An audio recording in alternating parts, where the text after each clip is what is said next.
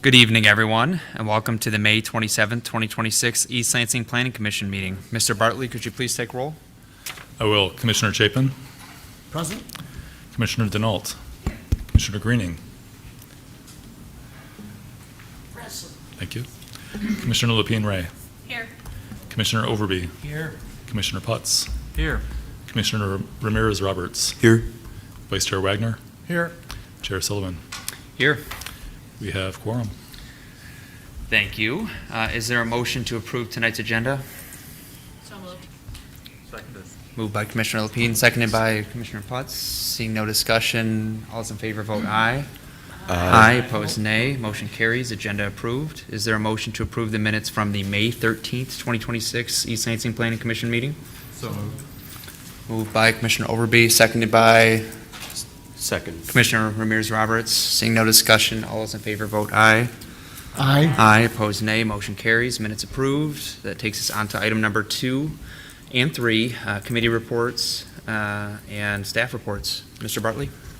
Thank you. The Age-Friendly Communities Committee, a subcommittee of the Seniors Commission, and which Commissioner Chapin is the Planning Commission's representative to. That committee met on May 14th, the day after your last previous meeting, and essentially checked in with the other members about implementation steps they're working on.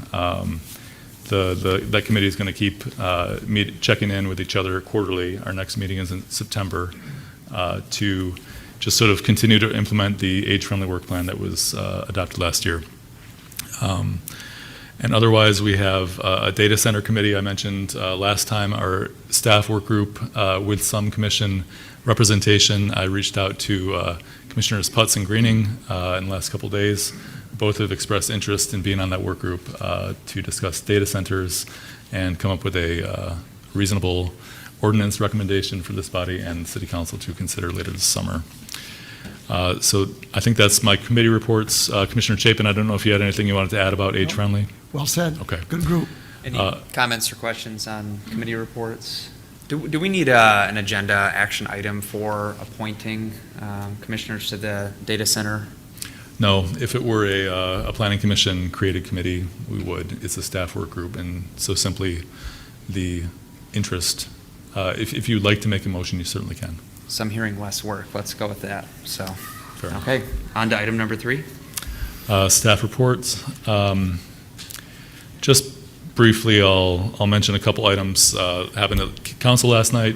Council was a momentous council meeting last night. I'm sure people have seen news about that, but we had several public hearings that planning staff have been working on. We had the public hearing for Ordinance 1568, which was to rezone 1049 Crescentwood Road from R2 to C to be a new park, and council approved that ordinance. We also had a public hearing to receive comments on Ordinance 1567.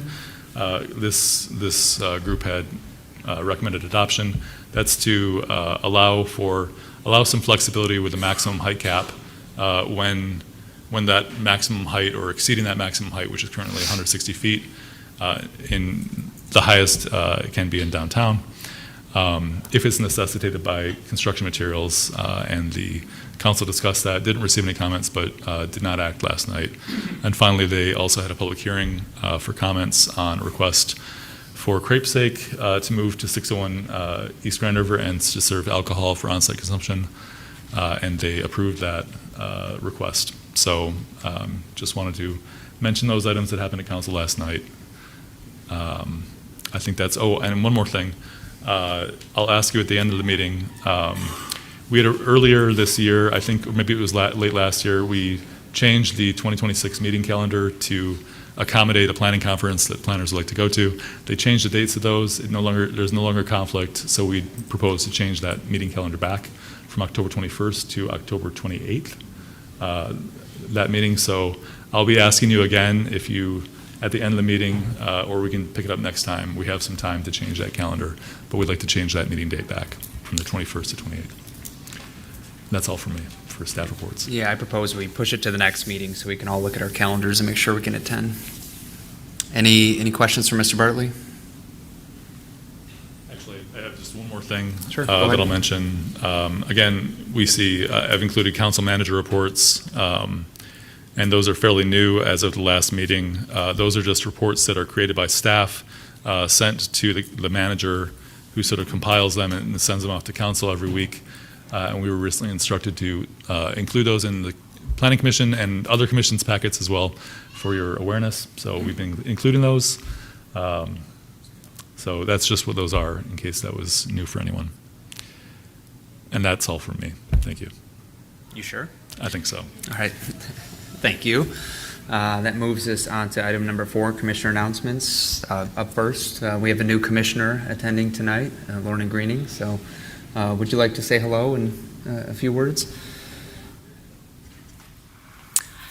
Hi, I'm very happy to join the commission. I am an energy economist by training and roughly 40 years of experience, and have worked on electricity issues, transportation, climate change, just a broad spectrum of issues. And planning is an important component of addressing problems in all those areas. Great. Welcome. Thank you. Welcome. Yeah, it'll be great to have your expertise with us. Welcome. Any other announcements from commissioners? All right. Also, I would just like to say happy birthday to Commissioner Denault. Thank you very much for spending your birthday with us for probably several hours here at the Planning Commission meeting. So happy birthday. Thank you. Planning never rests, so. it's going to be a quick meeting. Also, this is your time to disclose any conflicts of interest on items on tonight's agenda. Are there any conflicts of interest? That's unrelated to the birthday announcement. All right, seeing none, that takes us on to, thank you. Item number 5, communications from citizens. 5.1, written communications. There was several written communications submitted in our agenda packet on various items on tonight's agenda. Up next is verbal from the audience. This is your time to come forward and address the Planning Commission on any items on or off tonight's agenda. We ask that you please keep your comments under 5 minutes.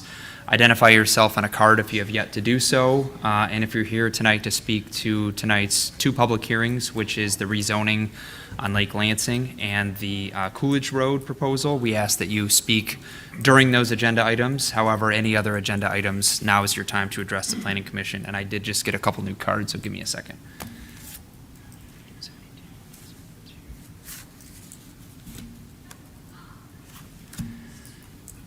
Okay, I'm going to start with the cards up here. Up first is Molly Spunner.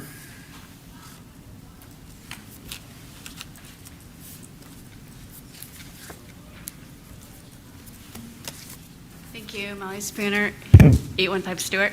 Thank you for all the time everyone gives to our community. Just really quickly, I want to say I am very concerned about proposed Ordinance 1572. I think many really insightful comments have been raised about the ordinance, and I think it was probably hastily put together, and I think that we can probably all agree that just as overly as we've begun, there should be a way to take them out. I think it should be the same process, and I do think that the city materials already say that, but if we want to codify that, I think that would be fair. I also think all of your expertise at this panel, or tables, I don't know what we're going to call it, but the dais, it would be great if these minds and your experiences and your knowledge of our neighborhoods were put together to come up with solutions. And I know that that's what you do, I'm not saying you don't, but I think that there's a need in our neighborhoods to make sure that single families, partners, people who want to live here longer than a year can buy houses in East Lansing, and they're not competing with investors, because that's the affordability problem. It's not that it's not that the rental license makes it affordable affordable to renters. It makes it affordable to college students who can combine 4 or 5 payments and rent that at a price that a single family simply cannot pay for. So single families are priced out of that rental market near campus. So I think we have a need to look at the numbers and look at single-family housing, maybe some rezoning in some areas to create more single-family housing would be good. But I look at our elementary schools and the population going down, and that's a concern for me. I also think just quality of life. I did not buy my house to make money. I'll never make $1 on that house. I bought it because I love living here.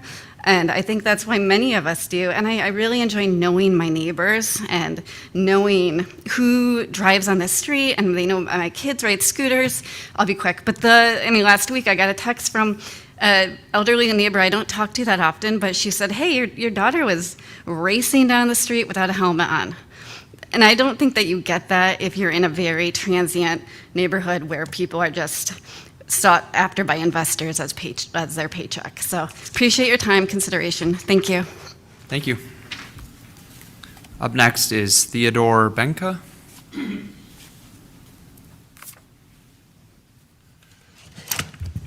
Good evening, Commissioners. My name is Theodore Benka. I'm also known as Ted. I live at 945 Pebblebrook Lane. I'm the president of the White Hills Neighborhood Association. I've spoken before you at your last meeting, so I'll not repeat word for word what I said, but I want to draw your attention to a couple aspects of the communications that you have received most recently the other day by Lynn Richardson. I strongly encourage you, if you haven't read it, to read it. It's a very good historical analysis of how overlay districts were created, why they were created, how we got to this place with this ordinance. As I've stated in the past, I believe this ordinance is fatally flawed. It is not the vehicle upon which to create an appeal process or an opt-out process for overlay district. The intent, as I recall, at the council meeting where Councilmember Meadows introduced this, was to fix a defect in the ordinance that does not provide for an appeal process or some way to challenge an overlay district. I think we understand through staff analysis that there is one. It was identified as onerous, but it was onerous to create these overlay districts too. The other aspect I want to touch on is that these overlay districts were not created like ordinances. They weren't brought before the planning commissions or any commission and were voted on by the council, by 3 members of the council. These were the vote of the people. These were 30% of the residents of these neighborhoods had to vote. That's a direct vote of the people. This ordinance would usurp that process and create a council-driven process. And I wouldn't be too concerned about that, but I've heard Councilmember, and I'm not picking on him, but he's on record. Councilmember Meadows has been stating for many times that regardless of what you all do or what any other commission does, and you've experienced that recently, council can do what they want. I think he'll live to regret those words someday. So anyway, I ask that you not approve this amendment, and I ask that you not try to, this ordinance, and I ask that you not try to amend this ordinance tonight. Because any language that you would put in there, I don't believe would address the core issue that we're dealing with. If you feel you want to codify a process, I would suggest you refer this back to staff. Let the staff work with the neighborhood associations and with residents to come up with something that is palatable to everybody and not just an ordinance that benefits a few. Thank you very much. Thank you for your comments. Justin M. Booth. Thank you. Yes, my name is Justin M. Booth. I live at 710 Chittenden Drive in the Bailey neighborhood. I was part of the few blocks that around myself where I was collecting signatures to help build this overlay district over 20 years ago. So, you know, I'm here today to ask you to deny this amendment and to send it back to council. It is my feeling that this is a reactive amendment to a well-established overlay. It was hastily put together by a few people. And I don't think it's our job to be solutioning this situation. I think we should be denying it and sending it back. Once an overlay rental district is approved, you know, it requires 2/3 of the affected property owners, and we should expect the same for those that want to get out of these districts. And I think that's where we should stand. And, you know, the first speaker made the affordability, you know, comment. You know, what are we trying to solve here as we're looking to support our neighborhoods? If we need affordability, you know, what is the right way to do this? And I think pushing this back and putting it back on city council to work on that, to come up with some real solutions is what I would be recommending. So thank you for your time, and I hope you will deny this. Thank you. Matt Steiner.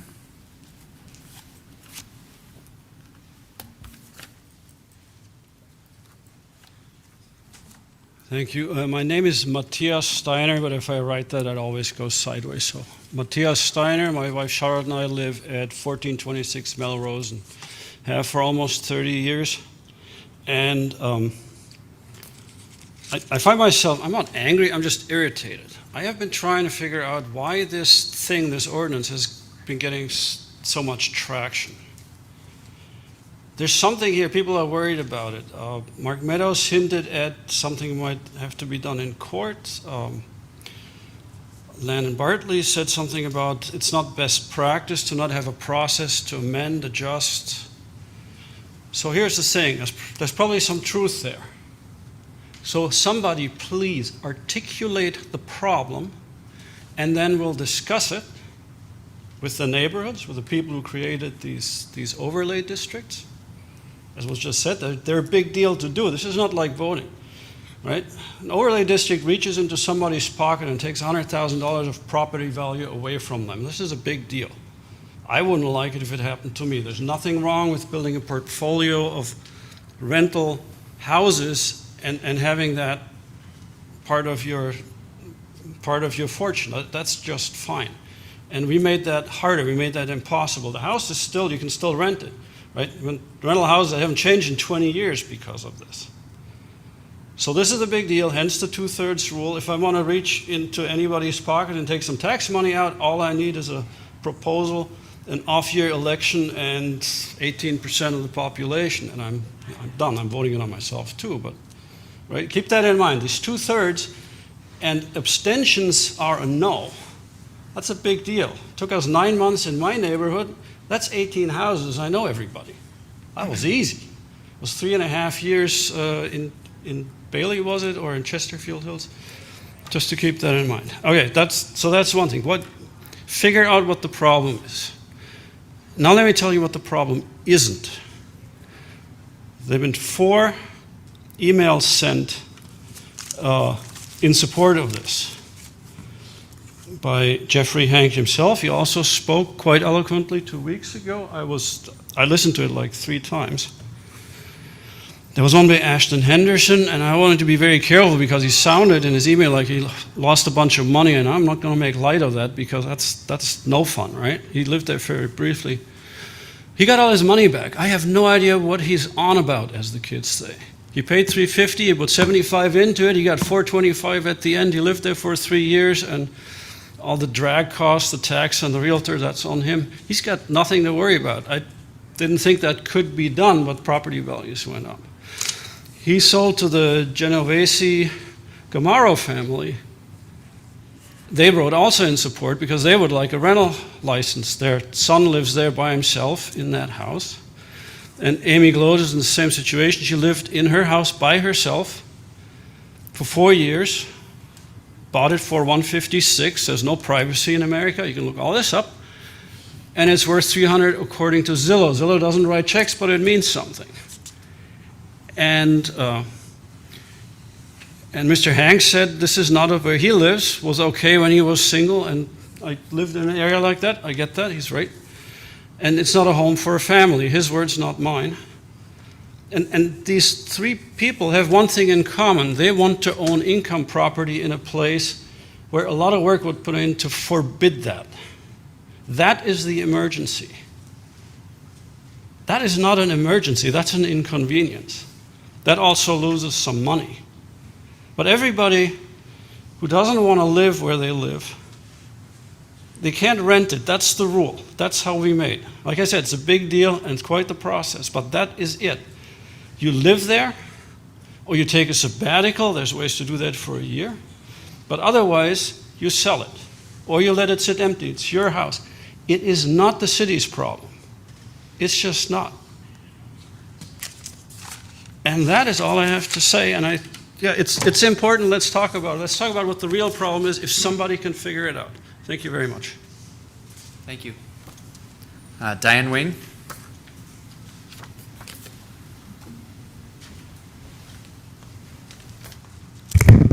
Hello, my name is Diane Wing. I live in the Chesterfield Hills Historic District, which is one of the 22 rental overlay districts established by residents within the city of East Lansing. Chesterfield Hills residents followed the codified overlay ordinance to establish our overlay district, as did all of the other existing overlay neighborhoods. As I stated at your last meeting, establishing an overlay district is laborious and time-consuming work, taking many hours to bring to fruition. Any effort to unwind or revise an existing overlay district should take at least as much time, effort, and deliberation as the process it took to establish. As such, I oppose the proposed ordinance in front of you tonight. On a personal note, at the last meeting, your last meeting, the last public speaker spoke in he's in favor of this ordinance, and he intimated that those of us who are opposed to the ordinance don't have any personal knowledge of what it's like to live near rentals. Here to testify. I live directly behind two student rentals. These are single-family homes that are rental homes that are directly next to each other. They are in my backyard. We are backyard neighbors. I've lived in my home for 26 years. They've been rental homes for 26 years. I am well aware of what it's like to live near rental homes. This year has been particularly fun. There's been several large parties, two in which the East Lansing police were called. At several points in time from my backyard, as well as from my home, and my neighbor's home. My neighbors are a married couple with 4 young daughters. They're all under the age of 7, I believe. They could see out their back window of the partygoers who are urinating against the garages that are in the backyard. Multiple times we were witness to these young men partying and urinating, publicly urinating in our neighborhoods. That was fun. I've watched after the close of school this year, there was a large party that weekend. As the party went on, it was probably hour 8 or hour 9 of the party, the drinking had been going on. I'm well aware of the refrain of full beer, flip cup. That's fun, haven't joined into the flip cup yet. But I hear it through my windows at night, which I also can't sleep with my windows open. The partying drug on, disintegrated, and they started burning furniture in the back of their backyard, which, remember, their backyard is essentially my backyard. We back up to it. Plumes of smoke, Lord only knows what was burning. At one point, they were throwing things in it and dancing around the fire like the ever so dignified college students they are.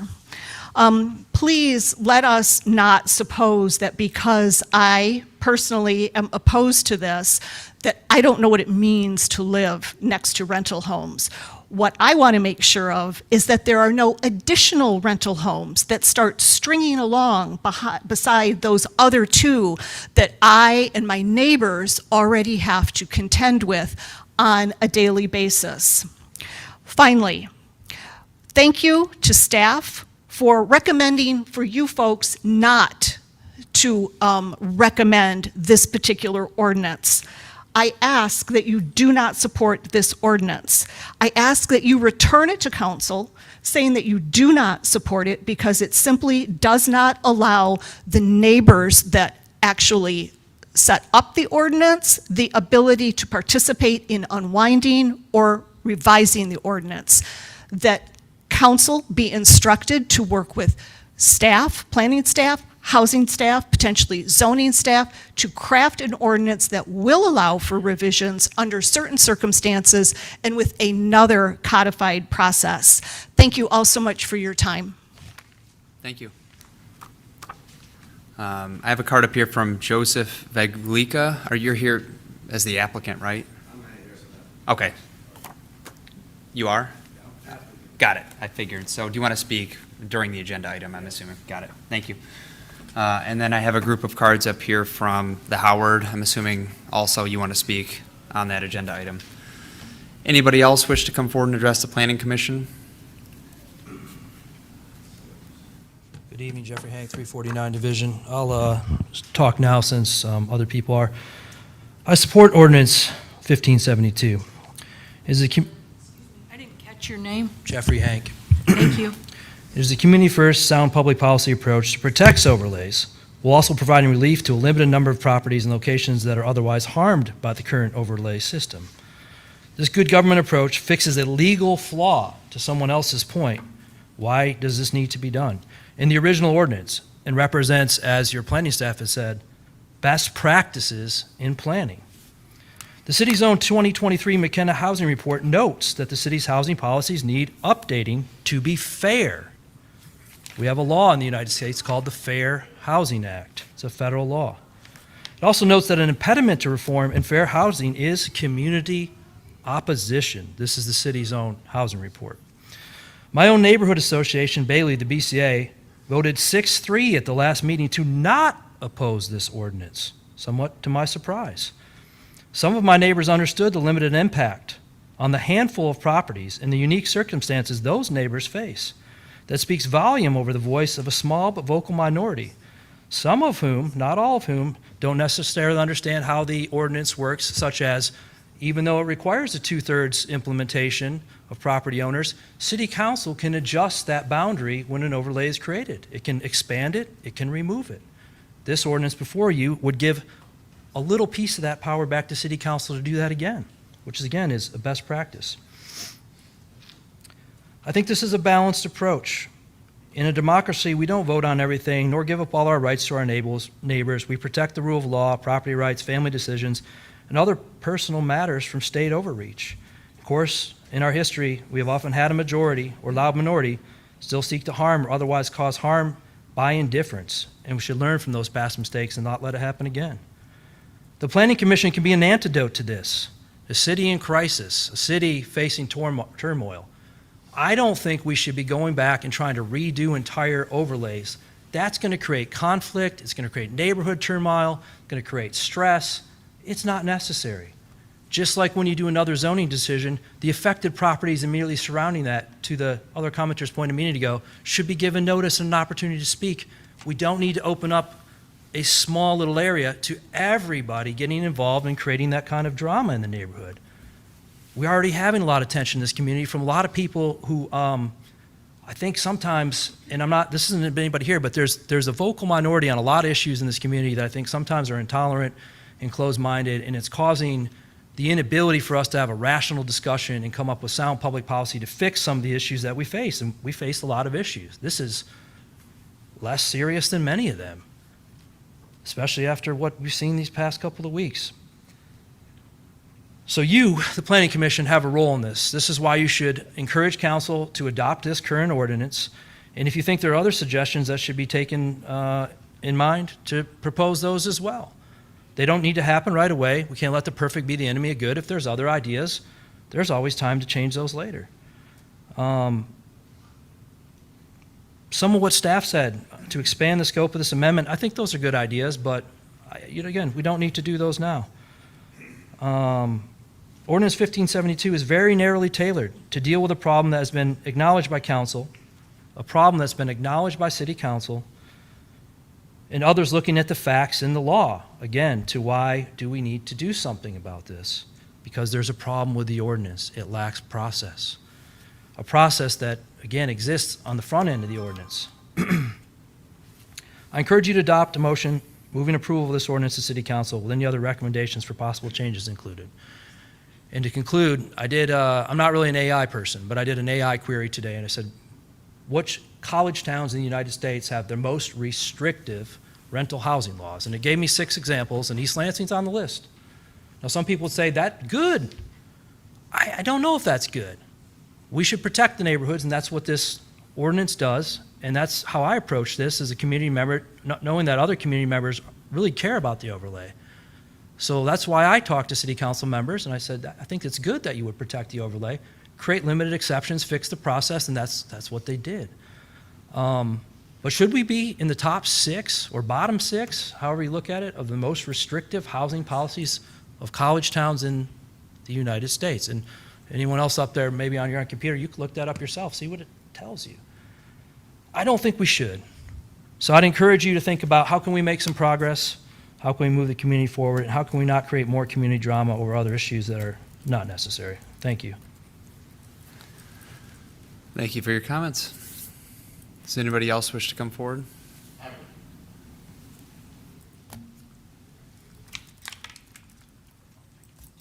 I'm Paul McAllister. I live in the Bailey neighborhood. Chuck's my neighbor. 439 Butterfield. I would say yes. I'm glad we're in the top 6 of the most restrictive rental rules in the nation. Bailey is surrounded on 3 sides by rental properties. I have rental properties within half a block of me to the west and to the south. Constant party noise. We used to have people tramping, fraternities and sororities tramping through the neighborhood, and large groups of 20, 30 kids hooting and hollering and things like that. People wanting to convert home ownerships, residential properties to rental properties all around us. That was late 90s, early 2000s, well over 20 years ago when I and many other people collected many signatures on petitions to form what I think in Bailey was one of the first overlay districts, because we were the one under the most pressure.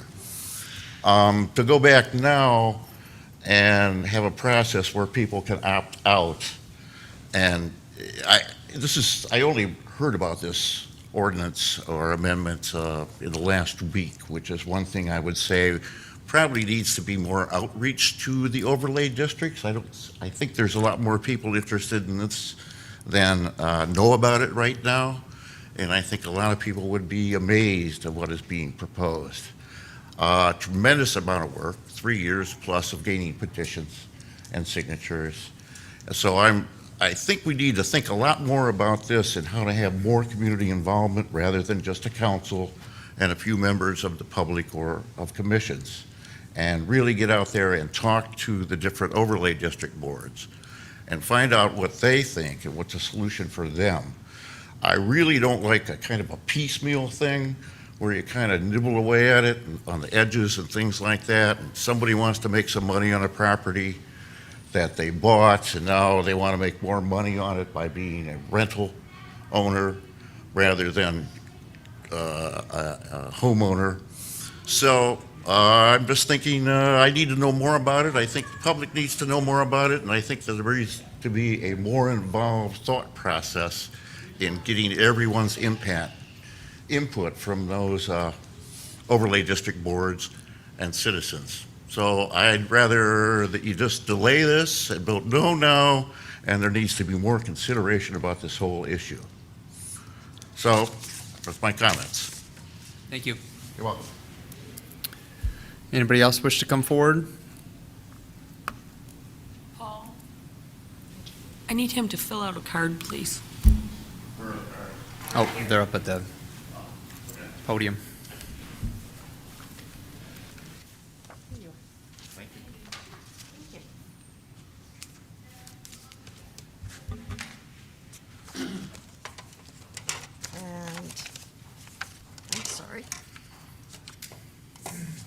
Sorry, I had my speaker card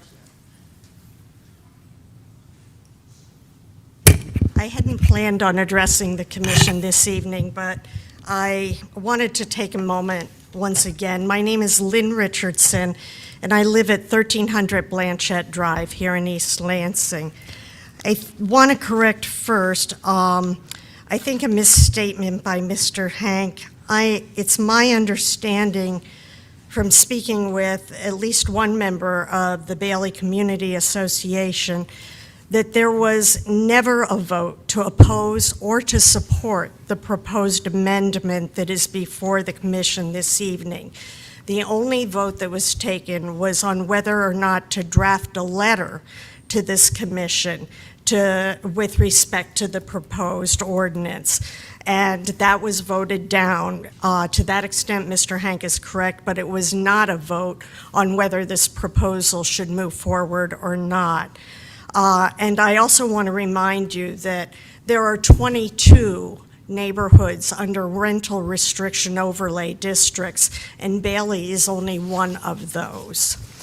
The other thing I want to take a moment to address before the commission is a personal matter.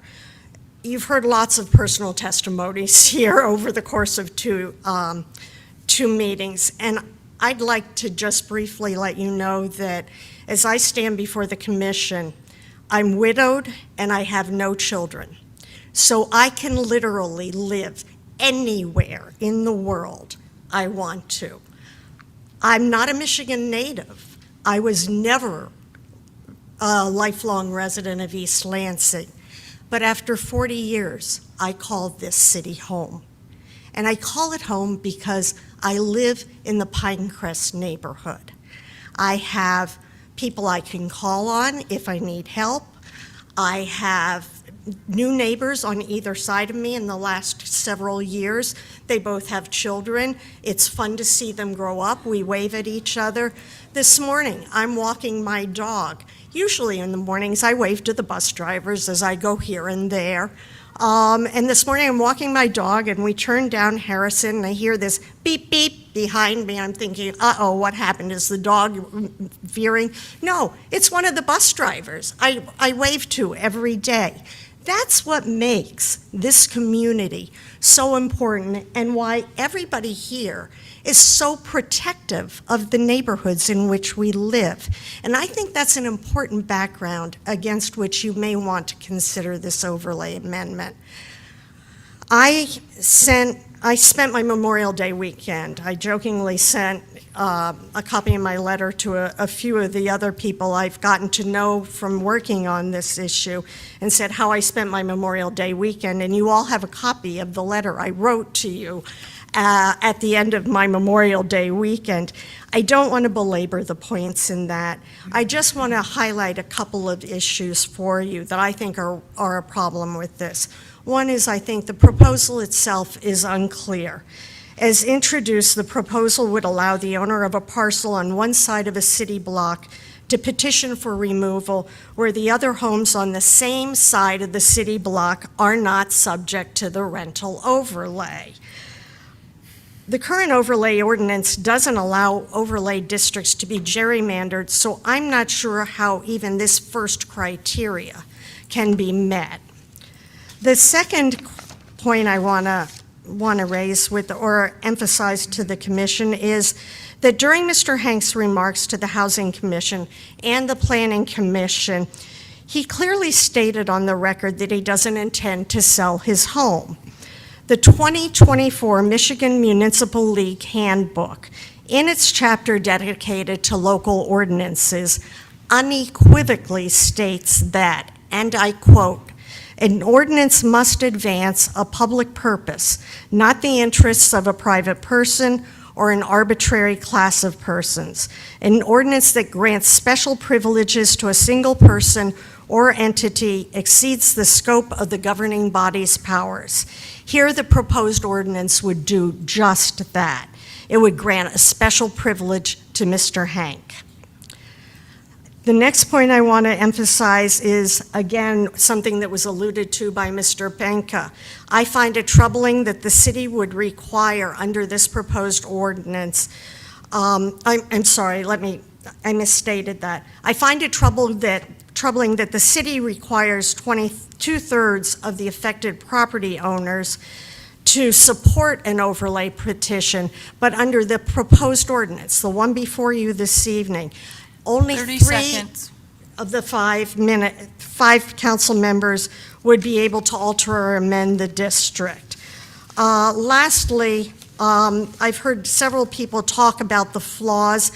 There is in the city's website, on the rental restriction overlay district petition information, it says that once a residential rental restriction overlay district has been approved, it can Time. only be changed or removed by using the same process as was used to establish the overlay. I respectfully ask you to recommend the council deny the proposed amendment and instead codify the very language that's on the city's website. Thank you. Thank you. Okay, anyone else wish to come forward? Seeing none, is there anyone online in the queue? We do have people on the queue.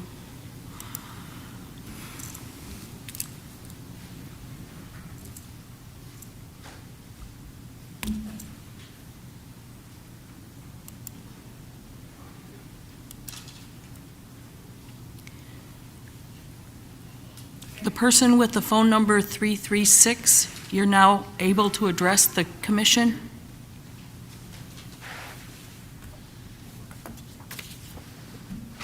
You may need to unmute. Sorry, go ahead. Can you hear me? Thank you. My name's Owen Ronk. I live on North Lawn Avenue in the Glencairn Overlay District.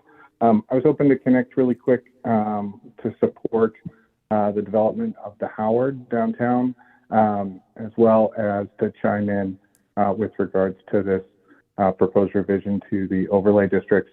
I'll be quick. I won't belabor this conversation any further.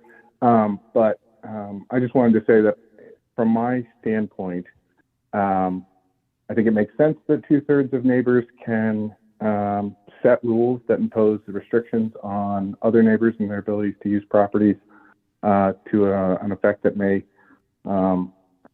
disadvantage the rest of the neighborhoods. That all makes sense. At the same point, I do think that it makes sense that a smaller group of folks, for instance, a simple majority, should be able to adjust those boundaries and correct for potential problems with an overlay district's boundaries and adjust for changes in property uses over time as properties evolve within the overlay district. So just wanted to voice my support for that.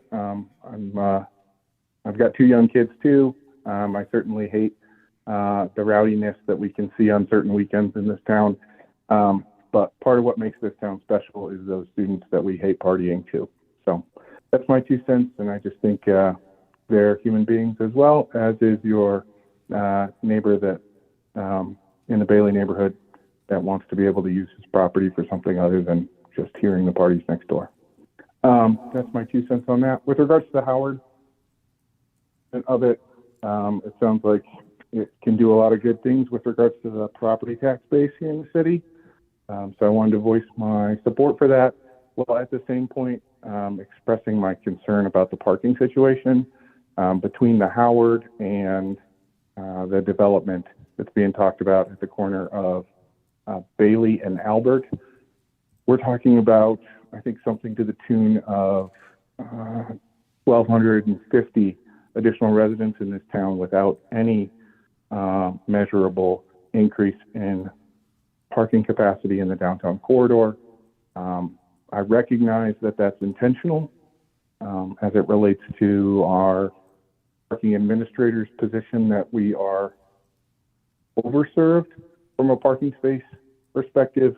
I just fundamentally disagree with parking administration staff's position on that. And I fundamentally disagree with the understanding that folks shouldn't be able to park their cars in the same building that they live. So that's my 2 cents.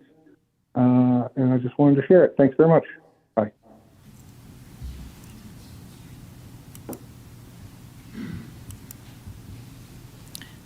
Caller with the number 713, you're now able to address the commission.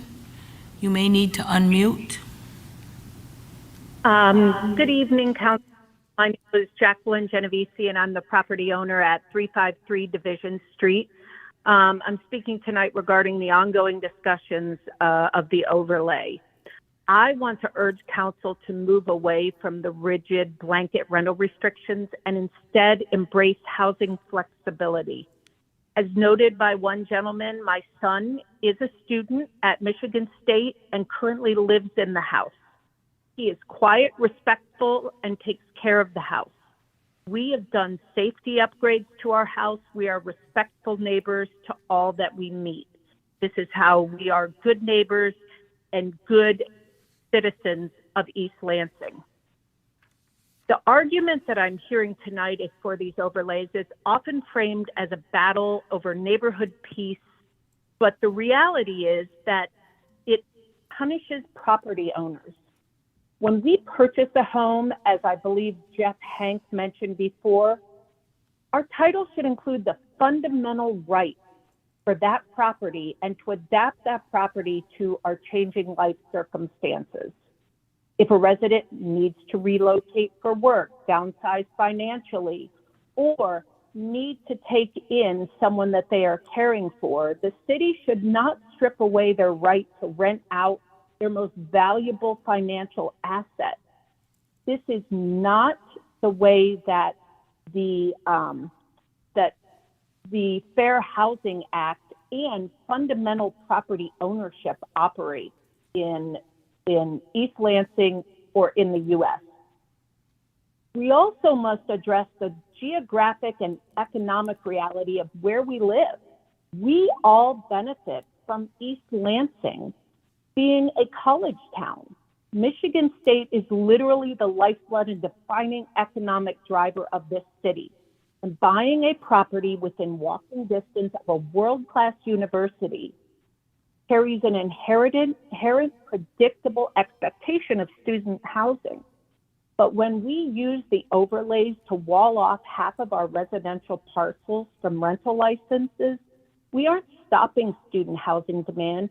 We are distorting the market. We are pushing these students into hyper-dense, expensive complexes, and we lower the pool of available, suitable, rentable properties for our students.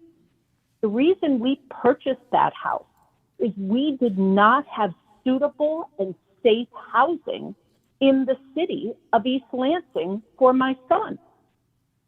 And I believe that in these discussions I'm hearing, we're creating an adversarial us versus them, when I really think this is a common sense ordinance. It is narrowly tailored for only a few affected houses that would really benefit from the opportunity and a process to have this overlay reconsidered for our houses.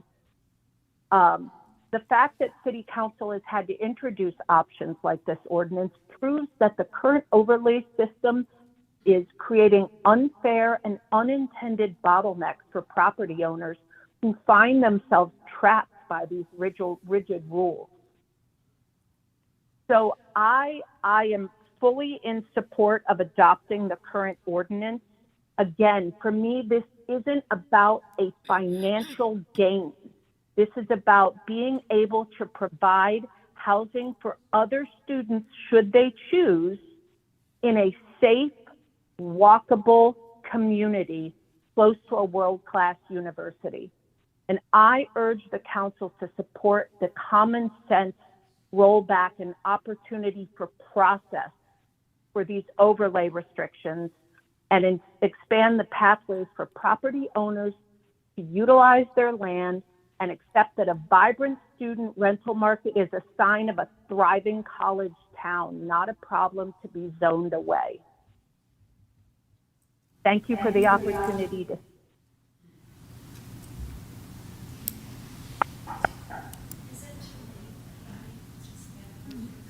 You can, I think she has one more caller on there.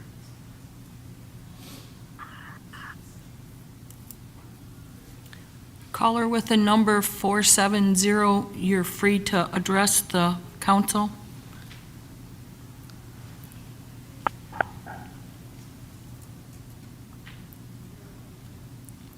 Maybe they're not.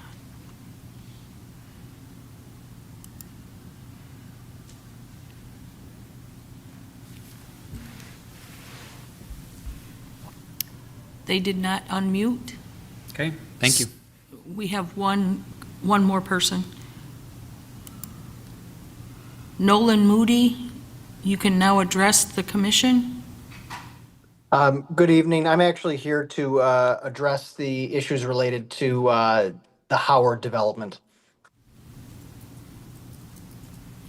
Okay, now is this time. Now is your time to speak on that. We've already had the public hearing. Thank you. My name is Nolan Moody. I am an attorney representing the State News Media Group.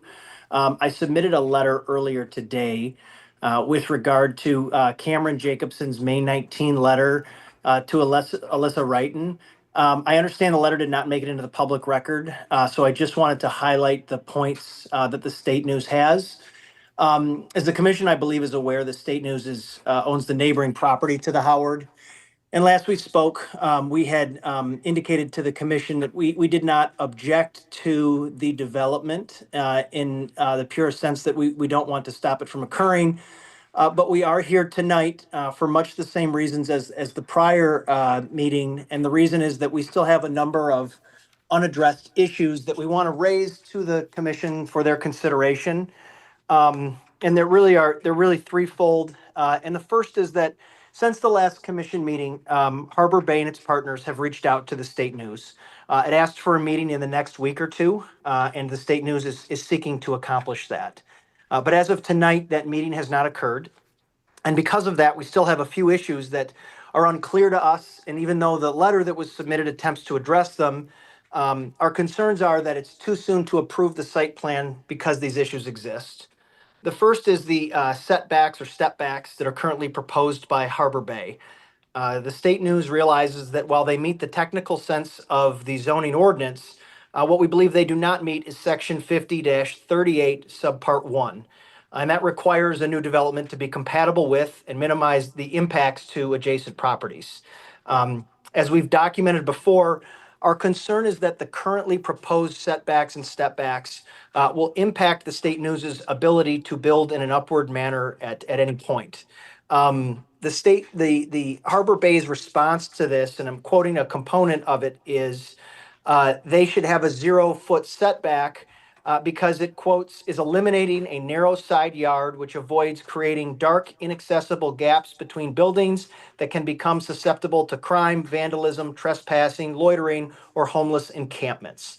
I think this highlights the issue with the State News having not yet had an opportunity to sit down with Harbor Bay, because our objection is not to the setbacks on the lower two levels. We have no problem with the setback going at or near the property line. It's with the higher levels where there's going to be windows, and that is what we are requesting a further setback for, so that if the State News one day wants to raise the height of their building, they're able to do so. They can't do it with the current 5-foot setback. So again, I think it just highlights the fact that we need the opportunity to sit down and speak with Harbor Bay before anything is approved, because we have this misunderstanding and it's just based on a lack of communication.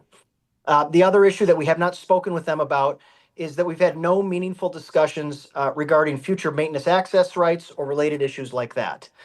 The next issue is the alleyway, and I know the commission is familiar with this because we spoke about it a few weeks ago.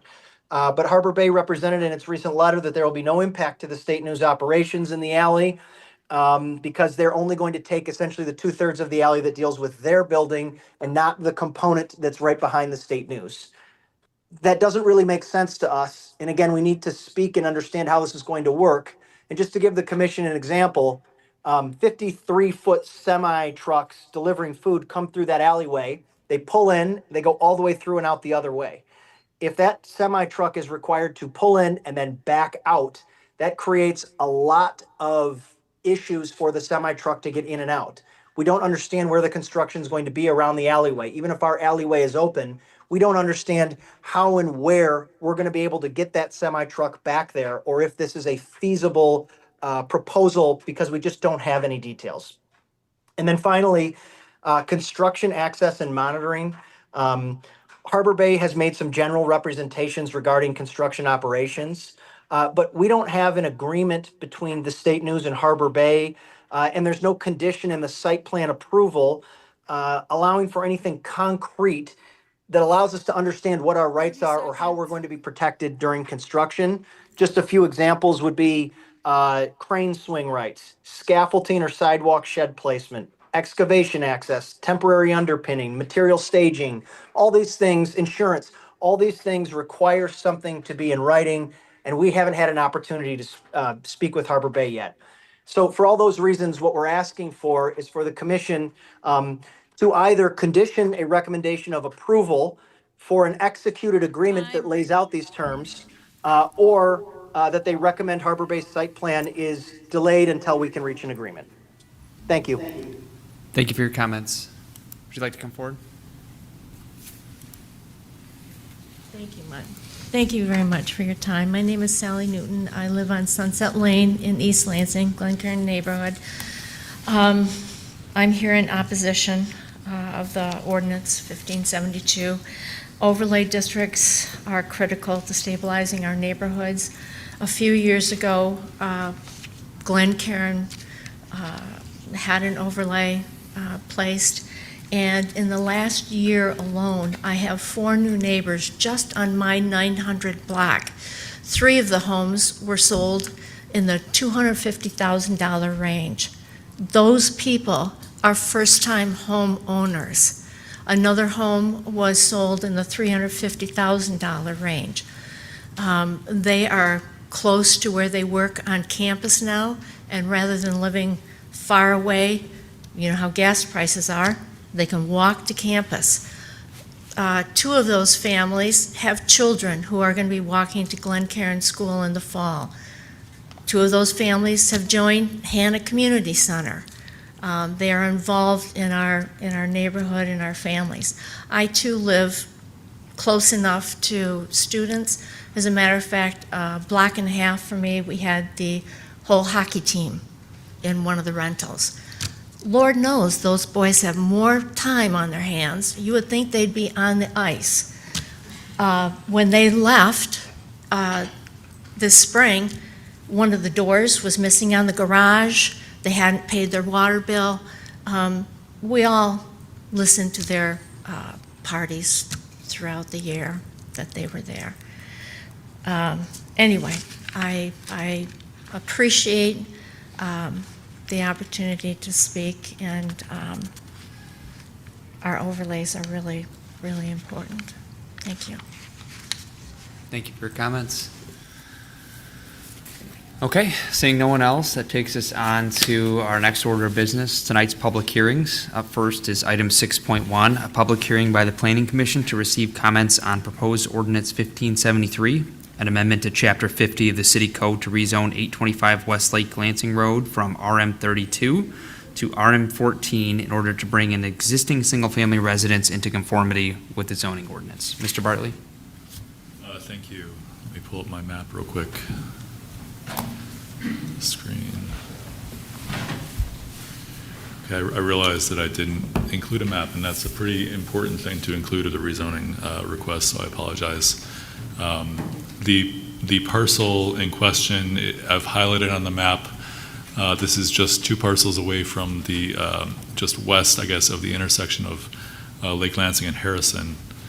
So it's, this property right here. And so this property is zoned RM22, as is the property immediately next door to the east at the corner of Lake Lansing and Harrison. Properties to the west are all RM14, which is the applicant's proposed zoning. The difference essentially, RM22 is one of 2 zone districts, residential zone districts that we have in the city, excuse me, that doesn't allow single-family houses. So that makes the existing structure on this property non-conforming, which leads to some issues if the applicant excuse me, If the applicant were to seek to rebuild the property, if it was destroyed, you can't rebuild a non-conforming structure after a certain amount of damage, for example. It's often very difficult to refinance non-conforming structures, so the applicant is seeking to make his property conforming by changing the zoning for RM22 to RM14. That's it. We don't have any real concerns about this request. We think it makes sense, and as far as the adjacent properties and the zoning, we don't see a problem with this, so we recommend adoption. We haven't heard any concerns so far. I believe the applicant's here. Tonight is a public hearing, and typically the Planning Commission doesn't take action the same evening as the public hearing. The applicant, we discussed that. It doesn't really matter if you take action tonight or at the next meeting. This will likely be heard before the City Council for their public hearing on July 21st. With that, can I answer any questions? Questions for Mr. Bartley? Just a few clarifying questions for me real quick. So this came at the request of the owner. The owner is here tonight. Staff agrees with the recommendation to change the zoning for this property, and there's no spot zoning concerns. Correct. Okay. I believe the property owner is here. I'm not sure, but yes, property owner is I see here. someone waving their hand from the audience. So before you come up, any additional questions for city staff on this? Okay. Okay. Do you want to address the commission at all? Simple enough. Thank you. Okay. Any additional comments or questions for Mr. Bartley? I think this one's pretty straightforward. What is the will of the commission? The public hearing. Oh, we got to do that too. Yeah. At this point, we'll open the public hearing. Does anybody else wish to come forward and address this agenda item? Seeing none, we can kick it over to the queue again.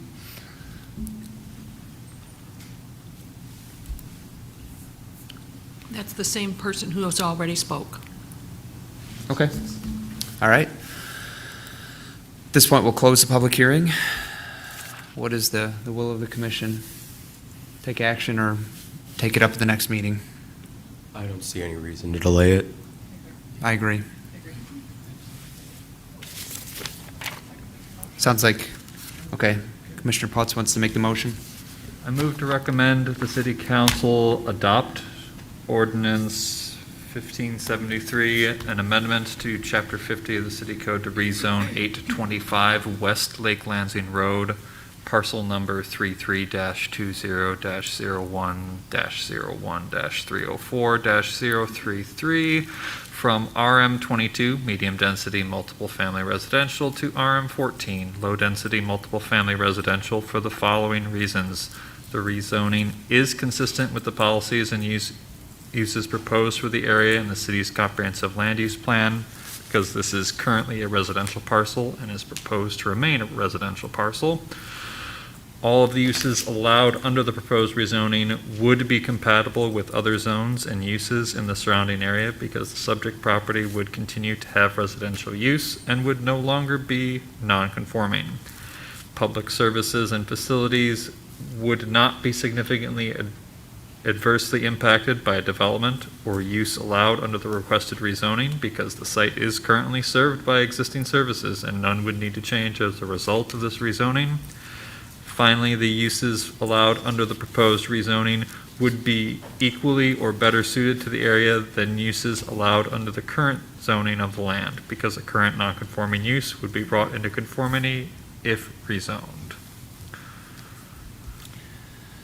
Thank you. Moved by Commissioner Potts. Is there a second? Second. Seconded by Commissioner Chapin. Any additional discussion? Okay. I think because Landon sufficiently answered my questions about the rationale for this, I'm in support. So, seeing no additional comments, all those in favor vote aye. Aye. Aye. Opposed, nay. All right. Motion carries unanimously. This item is on to City Council at a to-be-determined City Council meeting. Okay. Moving along to item 6.2, a public hearing to receive comments on a request from Kesava Kunapareddy on behalf of Brightwell Group LLC for approval of a site plan for a 37,748 square foot addition to the existing Brightwell Behavioral Facility at 3512 Coolidge Road. The property is zone B1, General Office Business District. Grace? So the applicant is proposing an expansion to the existing facility. The existing facility was approved by City Council in 2018 as part of a site plan approval.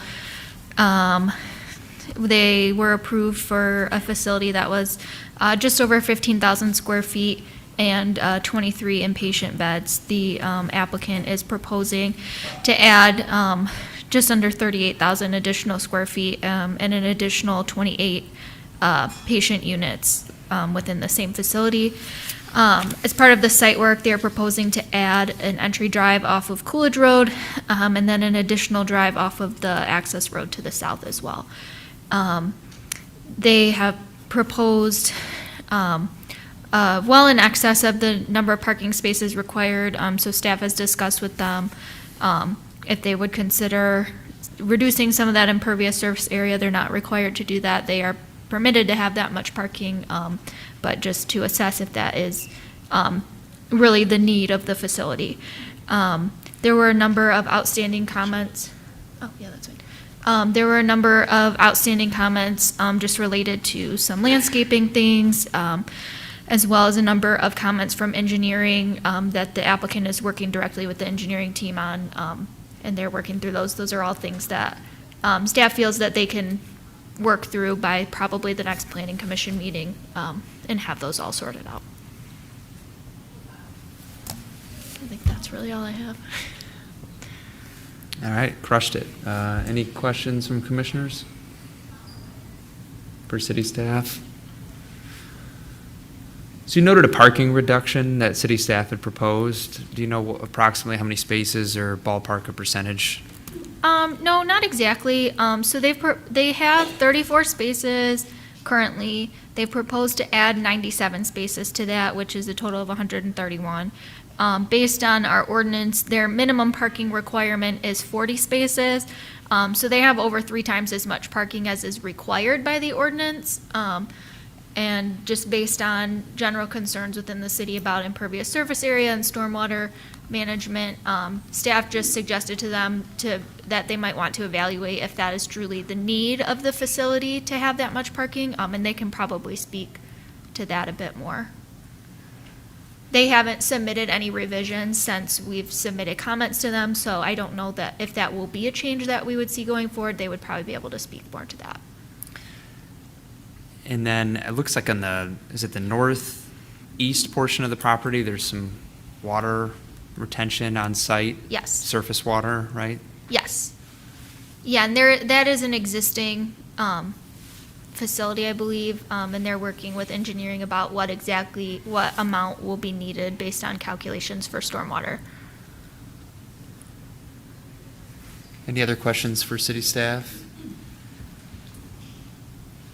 Okay, thank you. At this point, the applicant can come forward and address the commission. Good evening, commissioners. Welcome to the Planning Commission and happy birthday. My name is Dr. Vaglica. I'm the head engineer at the Gateway Engineering, and I'm here to answer any questions you have on this particular site plan. We actually redesigned the parking lot, and we lowered the number of parking spaces. Because we had already submitted the application, we did not understand that we could resubmit it, being that we needed to be part of, so many days ahead of this planning commission. This is something that really never happens, where they ask us to reduce number of parking. So it's actually a very welcome comment. Makes things a little easier for sizing the pond. We have a parallel drawing that would have 92 parking spaces, and added, we're adding, much more landscaping area. So that's something that we're willing to do and, and submit to the to the planning, to the planners. Retention pond is existing on site. We're actually just moving it to one of the side of the properties. There's already behind the building, some type of retention. We came to a city meeting where we met with everybody not too long ago. And we spoke to the city engineer, and we spoke to to pretty much everyone in the city. So, we were confident that this submittal met or exceeded all the city requirements. These particular type of projects, unfortunately, we have licensing from the state of Michigan, and they have some timelines, and they're pretty strict timelines. So we would ask, we actually, at the meeting, the owners were asking, does any way we can get, foundation permits? And obviously, it couldn't happen because we have to go through a big process.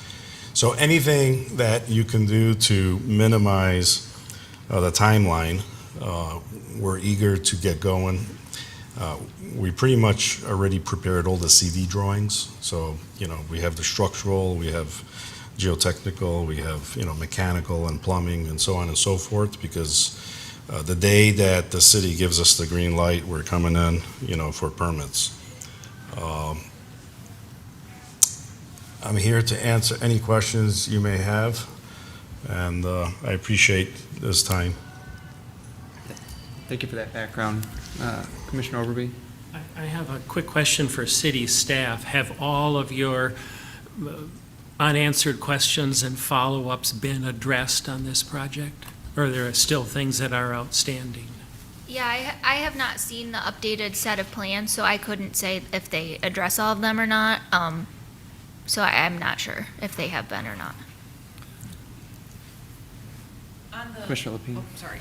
On the, going back to the parking thing, that doesn't really concern me at all, and I'm not sure if this is a question you can answer, given that you're on the engineering side or not, but do you know today how many staff are working at the facility and how many patients you're seeing and how that would change with the added expansion? Because I'm assuming you're gonna change the number of people that are in that building pretty significantly with the added 23 beds, so you probably will need more parking. Well, we're proposing more parking. Yeah, yeah. Whether we need the parking requirements that the city wants originally, we followed the city ordinance, and it calls for so many parking, so many beds. I don't believe we do.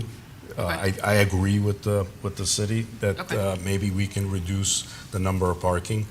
We can always show a parallel drawing that shows some bank parking just in case it's needed.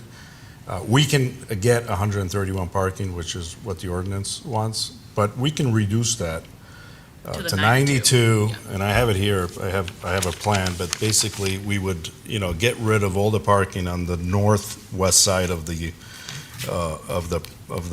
that plan up there. Okay. So we would kind of get rid of everything and add all landscaping area in that area there. Okay. Which would, reduce our impervious area and kind of make our pond work better. So we're good with that. Client has no requirements.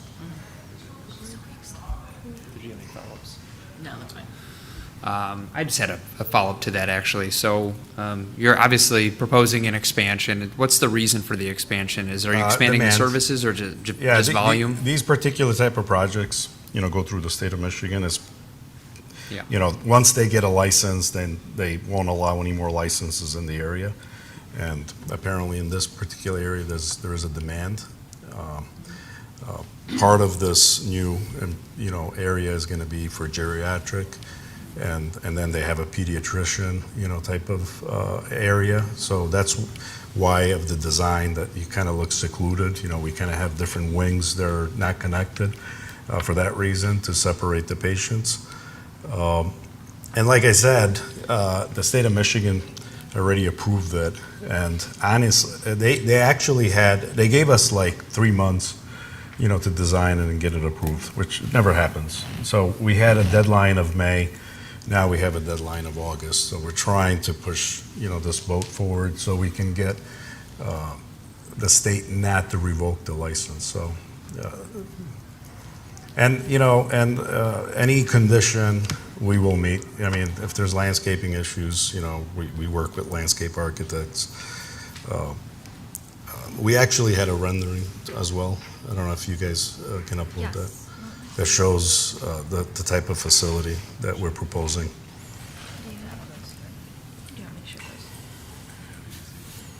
Yeah, I do.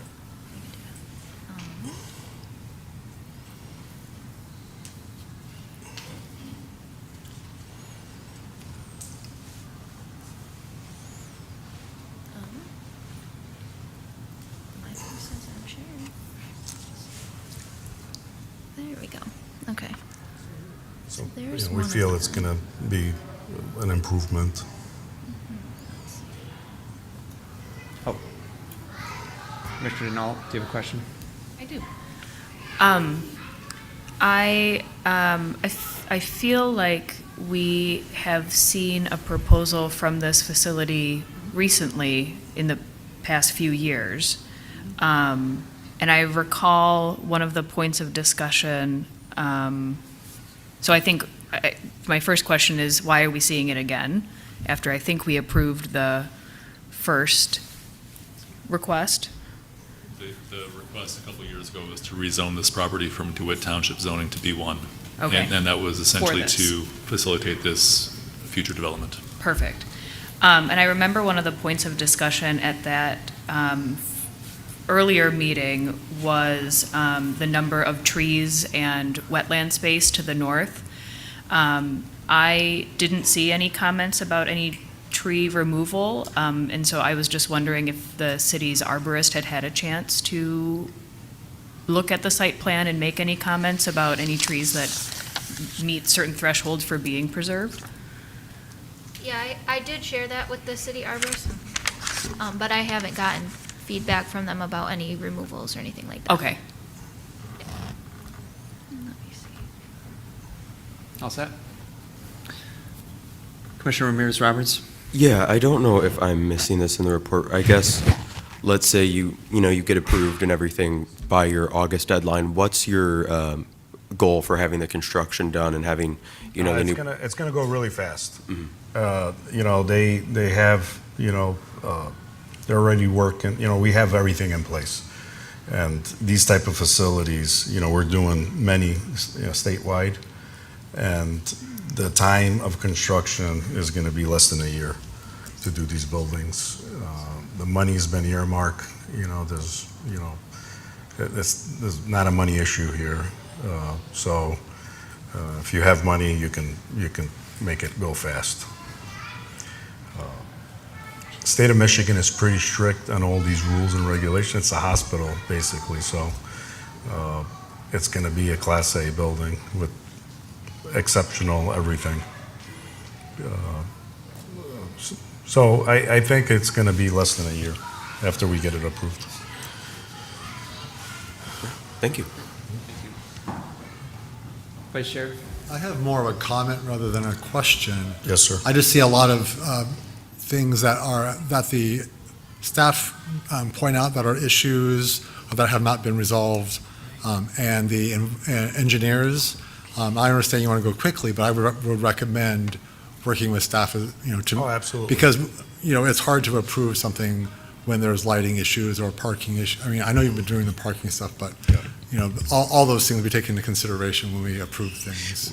We actually have everything, everything was resolved, except that usually we're not allowed to resubmit, being that we have a timeline.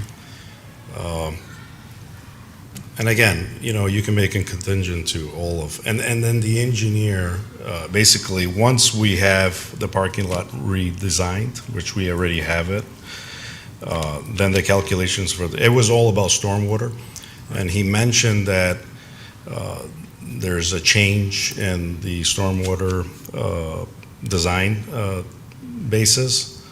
And although it was not adapted, he may want us to, follow it.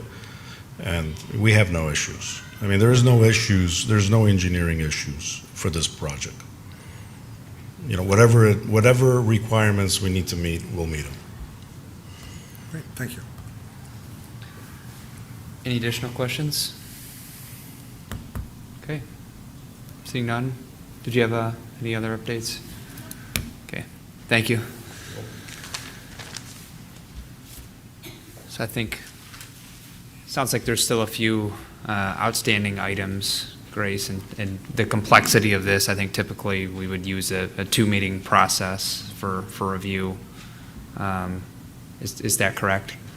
Yeah, and I would say that there was a fairly substantial list of things that needed to be adjusted, but I would say that almost all of them were very minor items, so I don't have doubts that the revised plans will be able to address those. It wasn't anything that was, catastrophic or a very large deficit in the plan. It was just a large number of small comments. So I anticipate that at the next meeting we'll have a revised version. We'll have a better understanding of what we're actually voting on. Yeah. Commissioner Denault? Yeah, I think I just wanted to ask staff, I know there's, like you said, you routed this to a handful of departments, and there are a few departments that just haven't provided comment yet. If and when they do, I assume that will be part of the packet. Fire department, police department, and maybe the arborist. Thank you. Yep. Okay, at this point, we will open the public hearing on this item. Does anyone wish to come forward and address this item before the Planning Commission? Okay, seeing none, is anyone online in the queue? Any additional people? No. Okay. At this point, we'll close the public hearing, and as I'm not seeing a motion, we'll see this at the next Planning Commission meeting. And what is the date for that, Landon? I didn't write it down. That'll be June 10th. For June 10th. So we'll see this item on June 10th for consideration. Thank you. Okay. Takes us on to item number 7, unfinished business. First is item 7.1, consideration of ordinance 1564, an amendment to chapter 50 of the city code to rezone approximately 40 properties north of Lake Lansing Road, west of Chandler Road, and east of US 127 from their current DeWitt Township zoning to East Lansing zone districts. Mr. Bartley. Thank you. I'm going to pull up the map on the screen very quickly. Here we go. All right, so this is a request. I'm showing a side-by-side, essentially a batch rezoning that is proposed by staff. We have several properties north of Lake Lansing, specifically sort of on north of Coleman for the most part, that have DeWitt Township zoning left over from a 425 transfer that happened about 25 years ago. And so typically in a 425 transfer, the properties are rezoned to the, I guess, receiving municipalities zone districts.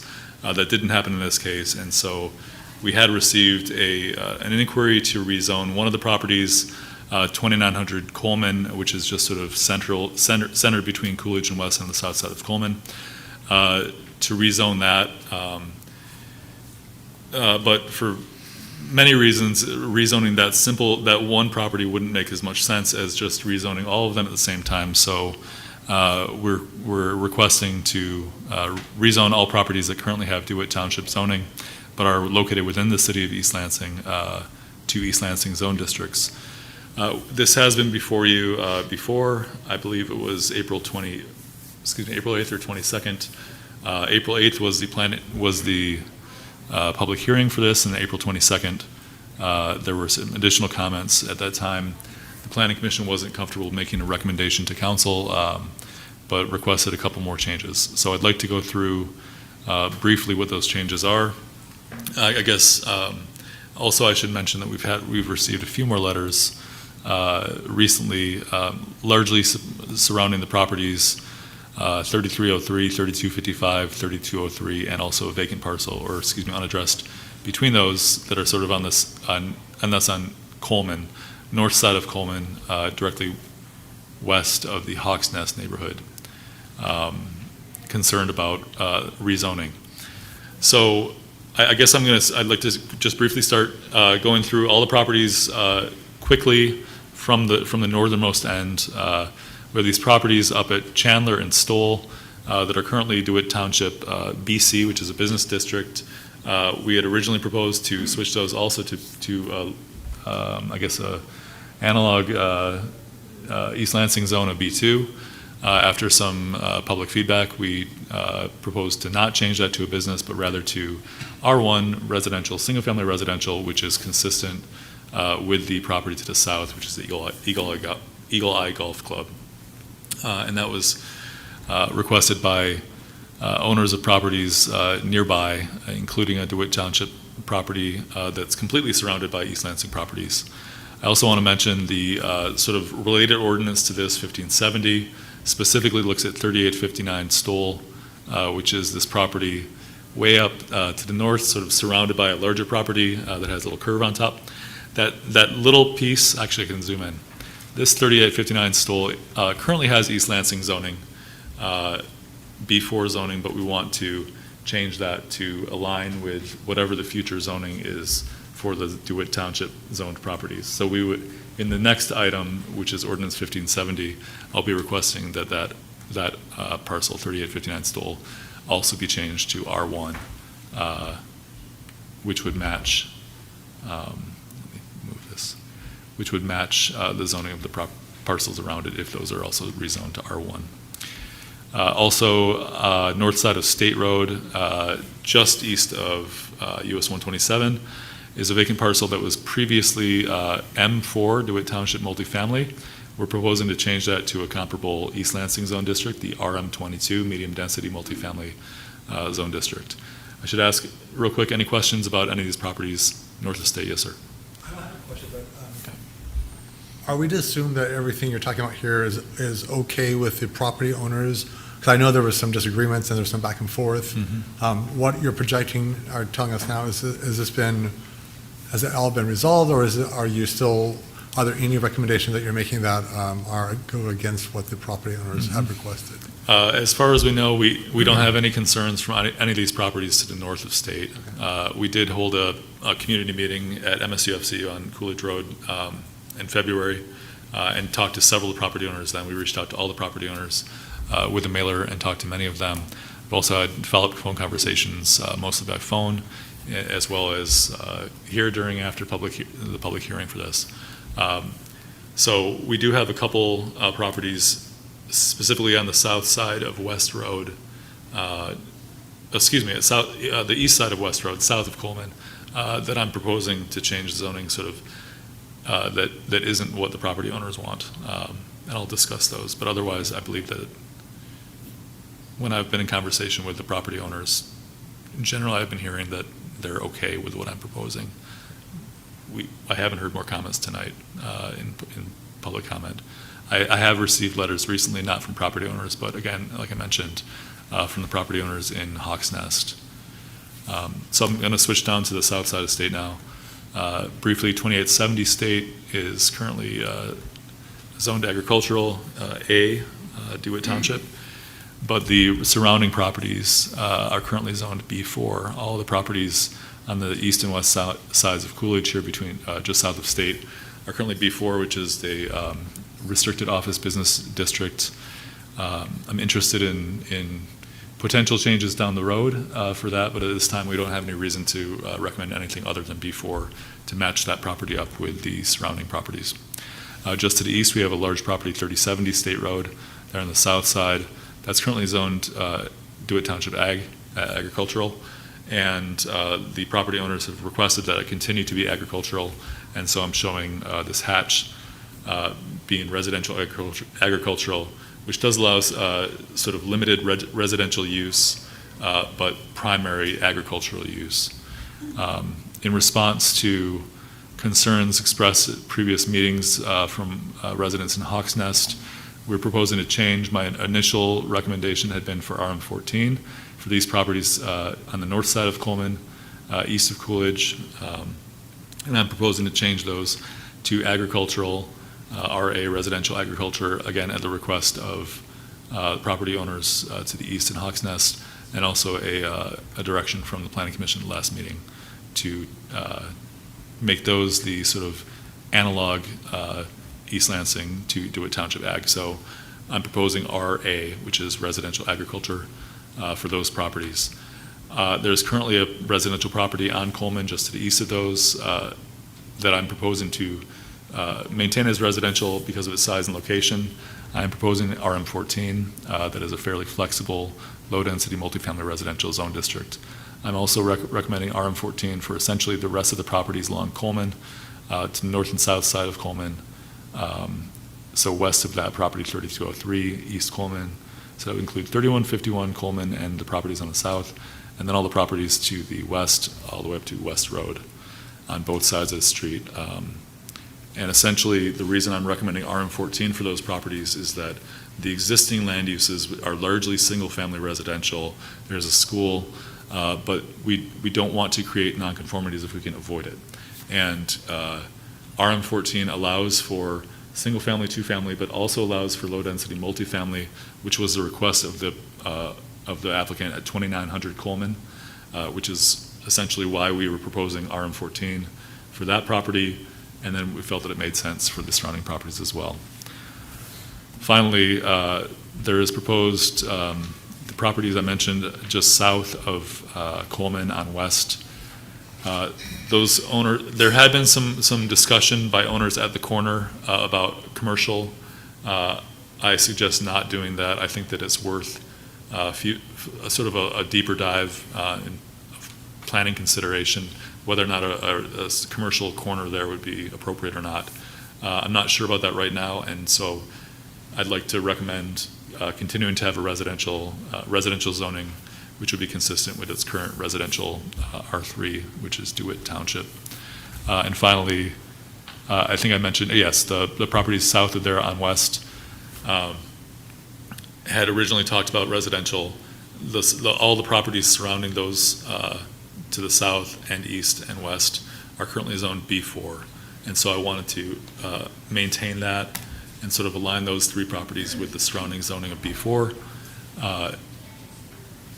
except have the properties to the north and sort of the south property lines of those be the boundary of the zone district. Does that make sense? Can I answer any questions about what I've presented here? I hope this isn't an overgeneralization, but in hearing your summary, you've essentially rezoned everything as analogous as possible from DeWitt to East Lansing, and then in a few cases have even downzoned or zoned residential where appropriate. And if there's ever a potential for upzoning to a commercial district, you left that out for future and separate consideration. Is that correct? Well, that's correct. I would say there is some commercial districts proposed in the B4. It's just a restricted office district, so it wouldn't be a commercial zone district. Yeah. I do want to mention 3151 Coleman is a fairly large property just to the northeast of the intersection of Coolidge and Coleman. I am proposing that be RM14, which would be different from the current agricultural zoning. That's because of the properties immediately to its west, which are kind of split by Coolidge. And I wanted to align the zoning with those. And also we've received several inquiries about the properties to the northwest on the east side of Coolidge about potential residential development. That's currently zoned B4. And so that would be a separate rezoning request down the road. But we felt that that request will also probably be for RM14. So I felt that it would align these properties with that if that rezoning were to occur in the future. I do want to mention a couple things sort of for the benefit of public who has reached out over the last couple days. Number one, I've received several letters after 5 o'clock today. We have to have a cutoff at some point to get them into the packet. We will add those to the packet after the fact, and those will continue to go forward when this progresses. If this progresses tonight, it'll go forward to the City Council as well. But those would not have made it into your packet if they came in after 5. We're also changing our policy for several reasons, so that relatively soon, probably in the next month, we're going to have to change that deadline for public letters to 5 p.m. the day before the meeting. They'll still make it in the packet eventually, they just won't be making it in the packet for your review. So I wanted to state that openly for at least who's here or who's listening. I think that was it. Did I answer question? Are there more questions? Commissioner Overby? Landon, this is a comment and not really a question. There were lots of competing interests and lots of people that wanted things a certain way in this request. And I commend you and your staff for making as many people happy here as you can. And I thank you for doing that. I appreciate that. I'm not sure that that's, I hope that's accurate. And I want to also mention that the next step after this in the process, it's a rezoning request, will be for it to go to City Council if you take action this evening. City Council will then schedule their own public hearing for this request. So there is another public hearing at which time more comments can come in, and then City Council would make a decision after that. Commissioner Ramirez-Roberts? Yes. So my comment, I just wanted to make, or not comment, question, I just wanted to make sure, I know you said that there was some properties where below State Road where they weren't getting the zoning that they wanted.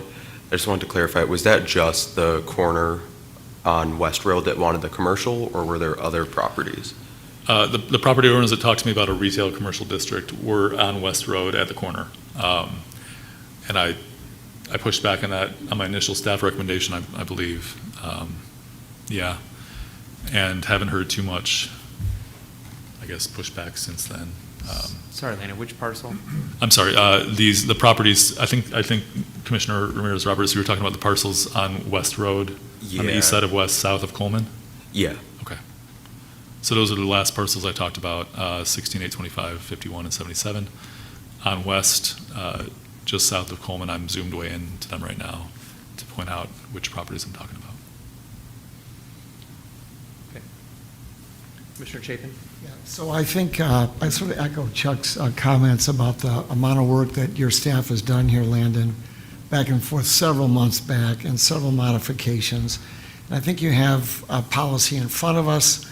Very seldom do we get a recommendation. This is for the good of policy, the good of a city, the good of domain. Not sure what the right word is, but I'm comfortable making a motion. I'm comfortable voting on this tonight. I'm comfortable approving the work, knowing that there are some other steps in play here after us, but I think you've done a really nice job here at this point. I know there's a couple chapters left here, but I'm very comfortable making a motion and voting in favor of this tonight. Sounds like a motion about to be read, a little foreshadowing. Sounds like the chair's asking me to make a motion, is that right? All right. Commissioner Chapin, before you do, if I may. Yeah. Sorry, Mr. Chair, but so I have prepared a sample motion for you that's at the end of the staff report. What page? Yeah, I have it. Oh, that's a great point. I don't have pages in the agenda. He has it. report. You don't even I need to have do it. it. You have Go it, but ahead. if you, essentially what the ordinance or the motion that I've written out changes or recommends changes to the original ordinance that was introduced. So all the different modifications would bring that ordinance as introduced in line with my final recommendation. If there's anything you want to change from the final recommendation that's on the screen, we'd I want to work through understand that. that, but I'm going to read the motion as you presented it. So I think that's where I want to head with this. If there's modifications, we can amend perhaps after. So, ready to go? Ready to Okay, roll. all right. So I move to recommend that the East Lansing City Council adopt proposed ordinance 1564, an amendment to Chapter 50 of the City Code to rezone approximately 40 properties north of Lake Lansing Road, west of Chandler Road, and east of US 127 from their current DeWitt Township zoning to East Lansing Zone districts for the following reasons. One, the rezoning is consistent with the policies and uses proposed for that area in the city's comprehensive land use plan, because a majority of the proposed rezonings are consistent with the designation of the area. by the 2018 future land use map, and the area in which the proposed rezoning is not consistent with the map is for several properties and is responsive to community needs which have arisen since the map's adoption. All of the uses allowed under the proposed rezoning would be compatible with other zones and uses in the surrounding area because a rezoning will facilitate conforming use of these properties as property ownership through use of the East Lansing zoning ordinance. Number 3, public services and facilities would not be significantly adversely impacted by a development or use allowed under the requested rezoning because such services and facilities presently exist in the area and serve these properties. Number 4, anybody have water? No, just kidding. Number 4, the uses allowed under the proposed rezoning would be equally or better suited to the area than uses allowed under the current rezoning of the land because significant non-conforming conditions burdening the subject properties will be removed and permit existing land uses to continue. I think I'm going to continue with be it further resolved that the Planning Commission recommends the following modifications to Ordinance 1564 in the form in which it was introduced.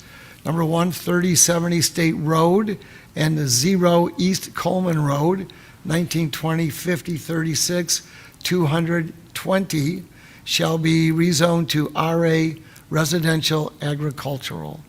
Number 2, 3303 East Coleman Road and 3203 East Coleman Road, 3255 East Coleman Road, and 0 East Coleman Road, 1920 50 36 300 019 shall be rezoned to RA Residential Agricultural. 3 unaddressed parcels, 0 Stoll Road, 1920 50 24 400 015 and 0 Stoll Road, 1920 50 25 100 013 shall be rezoned to R1 Low Density Single Family Residential. Number 4. Commissioner Chapin, if I may. Stop. If you stop right there, that will be the final staff's recommendation. If you'd like to change the zoning of the property, those properties on West Road, south of Coleman, to RM14, which was the request Okay, of so the property I'd owners. like to line up with your recommendation, so Okay, I'm going to then stop you can stop unless where you're I'm at. advised otherwise by the commission. Sounds good to me. Okay? Thank you. I'll pause my motion there, and it's complete. All right, moved by Commissioner Chapin. Is there a second? Second? Ramirez Roberts, second. You win. Okay, any discussion on the motion? Yeah? Okay. All those in favor, vote aye. Aye. Opposed, nay. All right, motion carries. This item is on to City Council at a to-be-determined City Council meeting. Up next is item 7.2, consideration of proposed ordinance 1570, an amendment to Chapter 50 of the City Code to rezone 3859 Stoll Road from B4 to R1. Mr. Bartley. Thank you. This is that other property that I mentioned in the last item, 3859 Stoll, which is the small property way up north near the intersection of Stoll and Chandler. That's after the recommendation just adopted by Planning Commission would be to be rezoned to R1 single-family residential. Can I answer questions about that request? And that's essentially meant to align the zoning of that property with the ones around it. Questions for Mr. Bartley? The owners in support? The property owners in support? I've reached out with a mailer and I haven't heard. Okay, seeing no additional questions, is there a motion? If anyone's interested, it's on page 2 and it's much shorter than the one Commissioner Chapin just read. I'll make the motion. Okay. I move to recommend that City Council adopt proposed ordinance 1570, an amendment to Chapter 50 of the City Code to rezone 3859 Stoll Road from B4 restricted office business to R1 low-density single-family residential for the following reasons. The Planning Commission has found that the rezoning is consistent with the policies and uses proposed for that area in the city's comprehensive land use plan because the proposed zoning has been found to be consistent with desired future uses in the area as expressed by property owners, nearby residents, staff, or others. All of the uses allowed under the proposed rezoning would be compatible with other zones and uses in the surrounding areas because adoption would result in the alignment of this property zoning with that of the adjacent and nearby properties following the adoption of Ordinance 1564. Public facilities and services would not be significantly adversely impacted by development or use allowed under the requested rezoning because the proposed R1 zoning is of a lower intensity than the current BC zoning designation and in line with comments received from nearby property owners. The uses allowed under the proposed rezoning would be equally or better suited to the area than uses allowed under the current zoning of the land because existing land uses on this and adjacent properties are residential in nature and would not become non-conforming as a result of the proposed zone change. Motion by Ramirez Roberts. Is there a second? Second.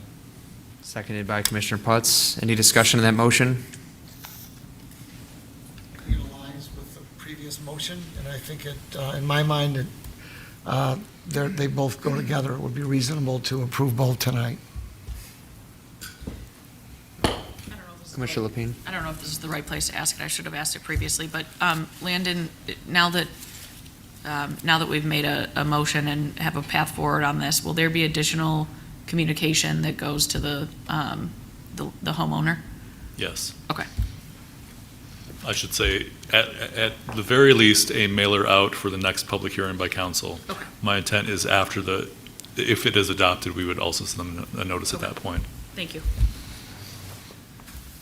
Any additional discussion? Seeing none, let's take a vote. All those in favor, say aye. Aye. Opposed, nay. Motion carries. This item is also on to City Council at a to-be-determined City Council meeting.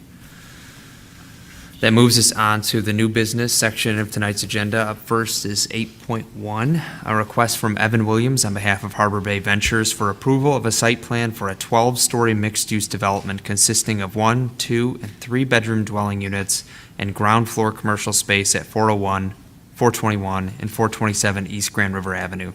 This property is zoned B3 City Center Commercial Business District. Ms. Wrighton? Hello.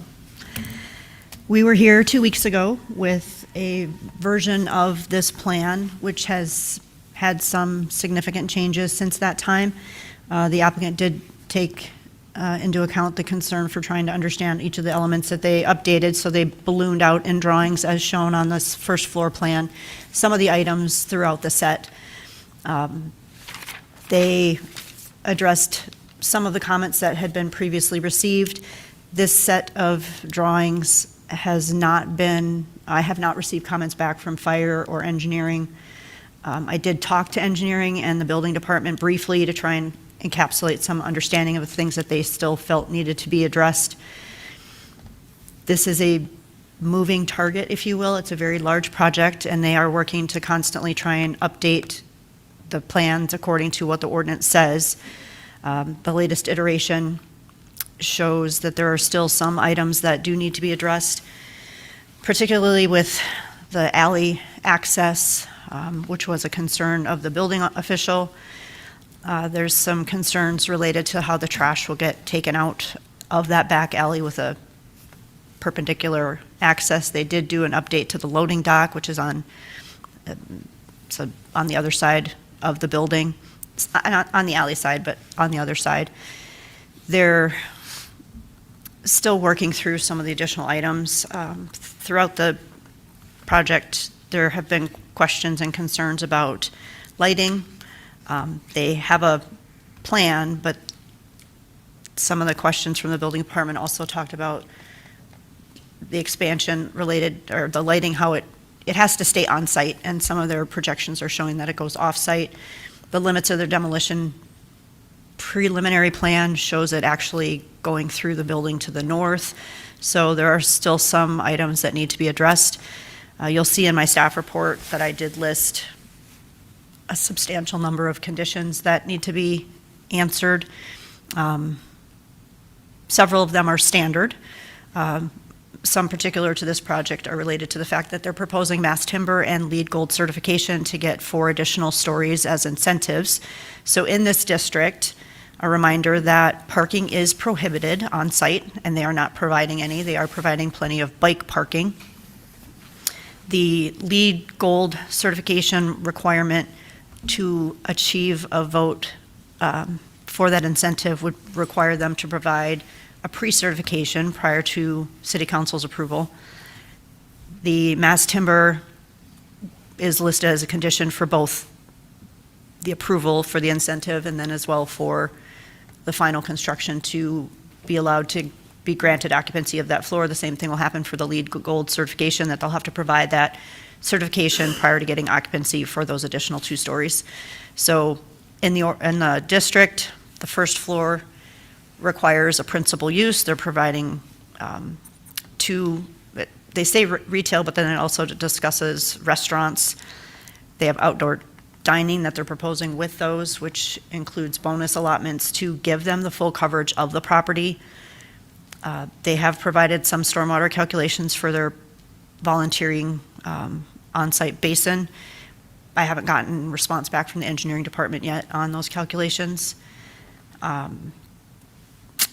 The incentive would have to carry forward, the bonus allotment would have to be carried forward if the restaurant outdoor dining were to be abandoned.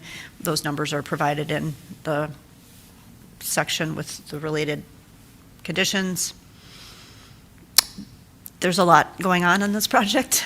I'm happy to answer any questions. Do you have anything you want to add? Thank you. Questions from commissioners?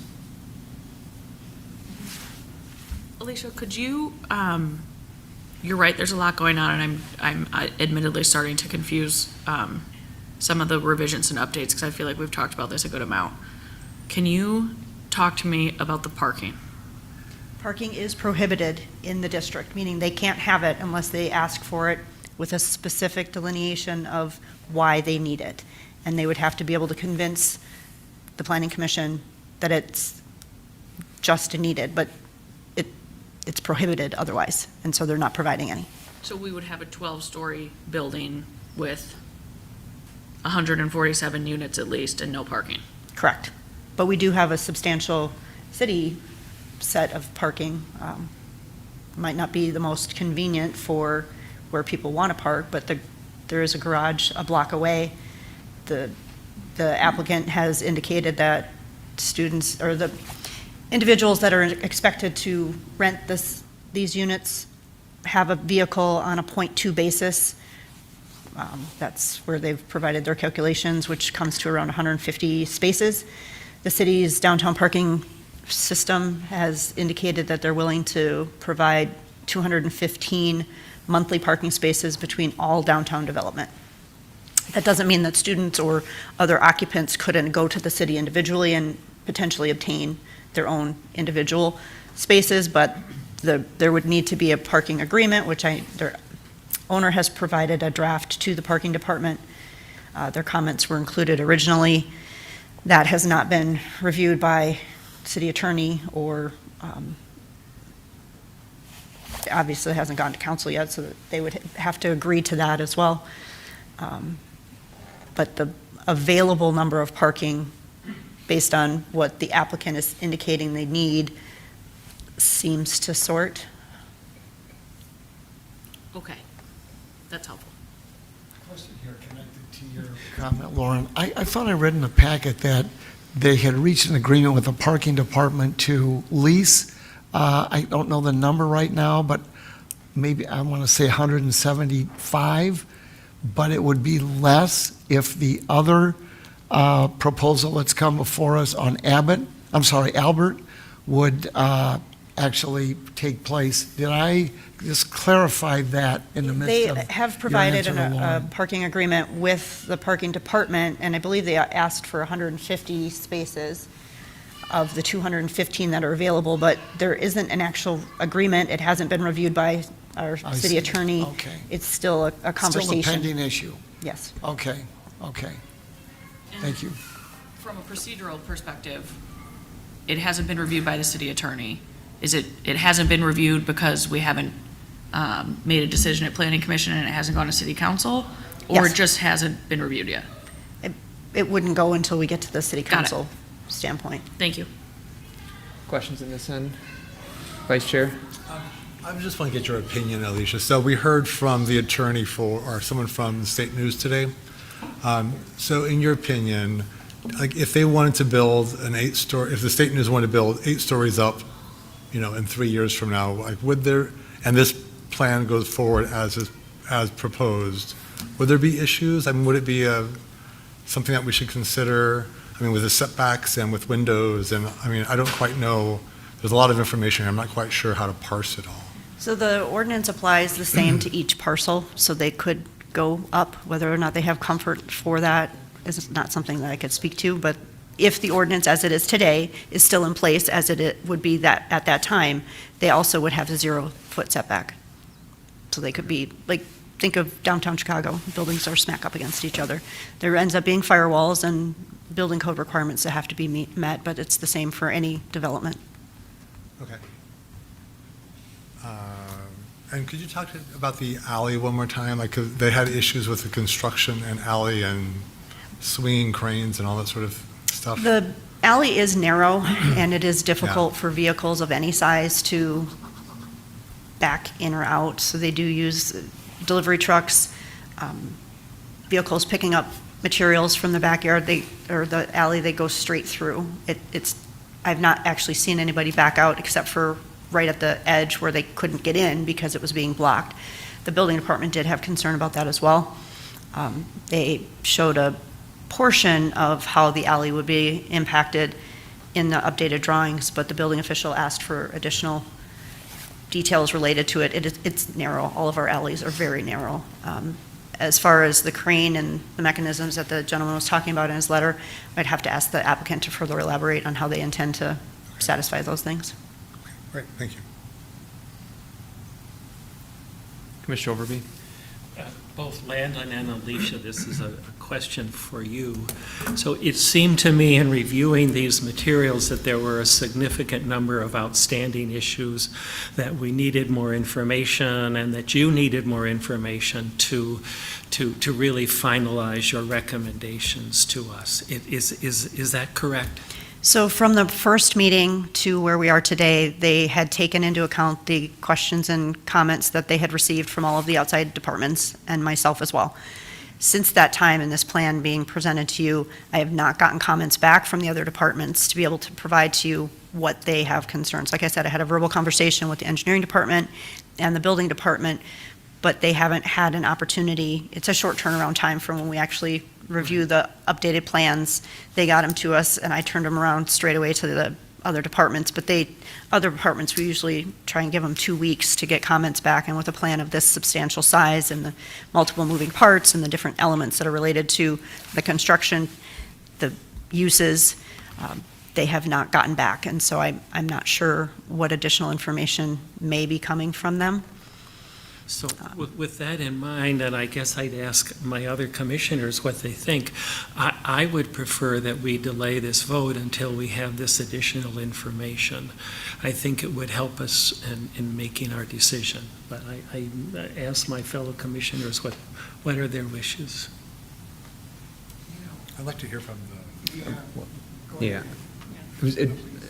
I guess, would you comment on that? Are the outstanding issues largely technical in nature that will be reviewed and resolved at the city staff and council level? Are they significant enough for us to hold this back to another meeting? We've seen this a number of times already, not in this forum, but. Some of the comments that are in here are actually carried over from the initial plan from when it was a 15-story building that still need to be addressed. However, I would say a good dozen of them will stand throughout the whole process because of the LEED certification, the mass timber, your standard testimony in accordance with what the applicant provided, following all rules and regulations, the screening for the rooftop mechanical. Those are the basic ones, but there's a good 15 or so that could be addressed. But again, I don't know what else the building department, fire department, or engineering may have. Like I said, I did have a verbal conversation, but that was just a quick, let's throw it up on the screen on Friday. I got to get this report out, and did a quick conversation to try and encapsulate any major items that they could see. Commissioner Nault, did you have a question? Yeah, I think just quickly, I think you're right that there are a lot of comments and outstanding things that have already been resolved, and I really commend the applicant for doing their due diligence and bringing those to bear for all of us to see and for staff at various departments to comment on. I do hear your concern as well, and several commissioners have also mentioned that there are still some outstanding points. I know I asked at the last meeting about the diverse housing requirement, and I remember, Landon, you saying that this was still being worked out with the city attorney as far as what was progressing when, and it's sort of like a race to the end situation. So this is a site plan, so it doesn't require diverse housing. Okay. There is a proposal moving forward through the system to return upper story residential to be required a special use, which in turn would then require the diverse housing. Right. How fast or slow that goes. Right.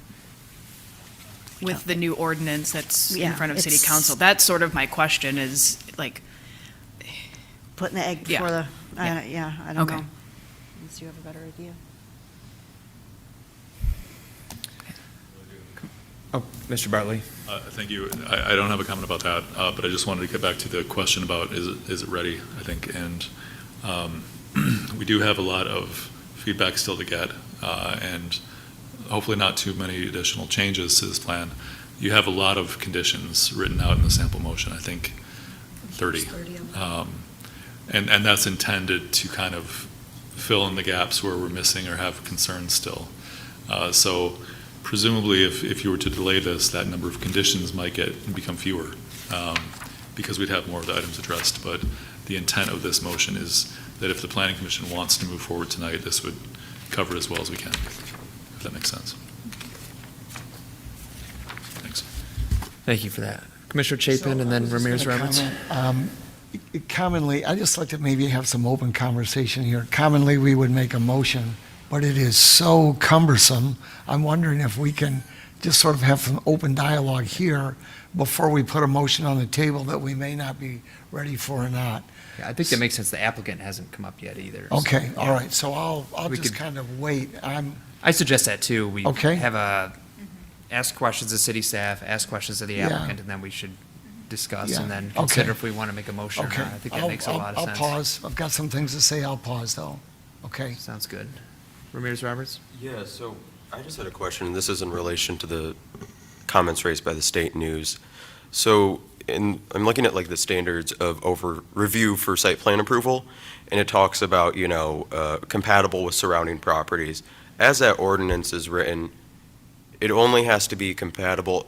We're only looking at compatibility with the current structure, not future developments, correct? Or is future development, the ability for the property owner to develop that property in the future, part of that consideration in terms of how it affects it, surrounding properties? It's a little bit of both. So you've got to look at the existing conditions as they sit today and what is being proposed against what the buildings are adjacent to them. You can consider what may happen in the future, but it's what is on the ground today. Okay. Seeing no additional questions, Commissioner Lapine. Just briefly, Alicia, the comments that are in the letter that we have from Dickinson Wright on behalf of the state news, I mean, there are a number of concerns that are voiced there.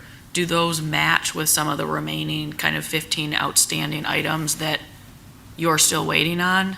Because to me, those are significant concerns. And I guess where I'm at, and maybe this is after we hear from the applicant, but I certainly want to be responsive and move forward with something that we've been working on for months now, and I'm sure the applicant is also frustrated in that regard. But I'm also not comfortable at this stage moving forward with something that is going to significantly change the look and feel and dynamic of the downtown community without getting some of these questions answered. I just think it's too big of a project. So, so the comments, I guess, going back to my real question about what's outlined in the Dickinson Wright memo, is that in alignment with what you're still waiting for from city staff, or is that above and beyond? Some of it is in alignment with the city staff, comments particularly related to the alley, the use of the alley. The applicant has provided a basic construction schedule and impact, but as I mentioned, their limits of demolition actually go into the building in the north. It may just be an oversight that's easily corrected. Okay. But some of what is listed in the letter does overlap with concerns from staff, but also some of them are just civil. Okay, that's helpful to me, thank you. You know, let me Commissioner piggyback Chapin. on that now. I was concerned about the state news. We addressed this last time as well. I even drafted an addendum, be it further resolved. I think it's critical, they haven't met yet. I don't know if you read that in the letter from the state news. So I think that we at least need to have that meeting take place before it goes in front of the city council for a public hearing. And I would put the onus on the developer, Mr. Williams, and the owner of the Ball Line family to call that meeting and address the issues that were, the three issues that were stated. I think we need to get that into some verbiage in any motion that we move forward. So I'm strengthening your comment, I think, Lauren. I think that's really important. So anyway. I had a couple of technical questions. I should have asked them on the front end, but so I don't see any of the elevations looking west. So at the side of the building, unless I missed it in the agenda packet, the side of the building that would abut the state news property, I'm trying to visualize what that would look like, especially with a 5-foot setback with the current footprint of that building and then a hypothetical, 8-story upscaling of that building. Hold on. There is, here. Wait.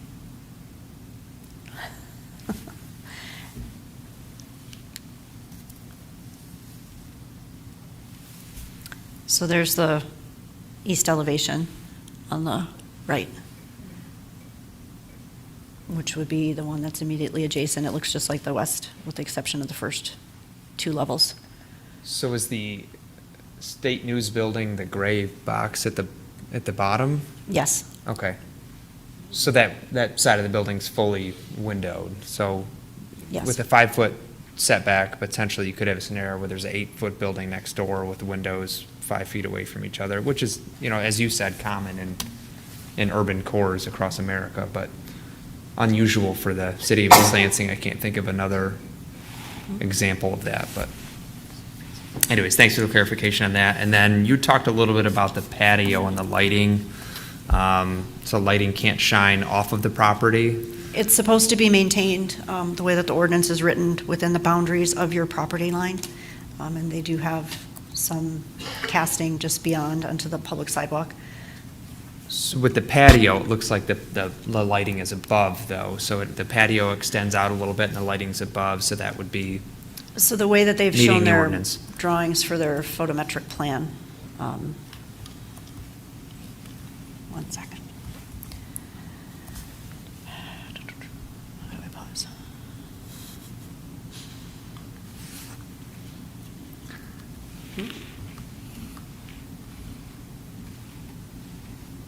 I had the page number, but I Yeah, I just gotta get lost there. it. I'm going the wrong way. No. There it is. I was just trying to better understand the lighting concerns, I guess is my point. And was it the patio or was it elsewhere in the building? Well, it's all the way around the site. They're showing that the lighting continues out onto the public sidewalk. Page 88. It's 89. All right, I'm trying to resume. There we go. So the way that the ordinance is written, for one, they indicate that they're going to provide degrees of cutoff, but there's 3 different levels of degrees of cutoff, and they don't actually show fixtures to indicate how those are going to impact, and it's very difficult on a small plan to envision what that actual light fixture would be. Not a huge item to overcome. They can certainly do so. Excuse me, it's just that they're supposed to keep all of the impact of their site on their site, with the exception of restoring sidewalks that get damaged or removed, paved areas that are outlined in your report, street trees that are required to be installed. Anything else that relates to the property is to stay within the confines of the property lines. Could you go to the renderings on page 88?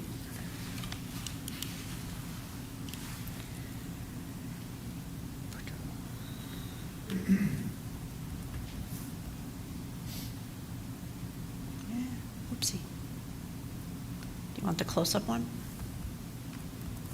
Yeah, the close-up one of the patio, and then they show what look like wall sconces. This one? No. That one? Yes, that one.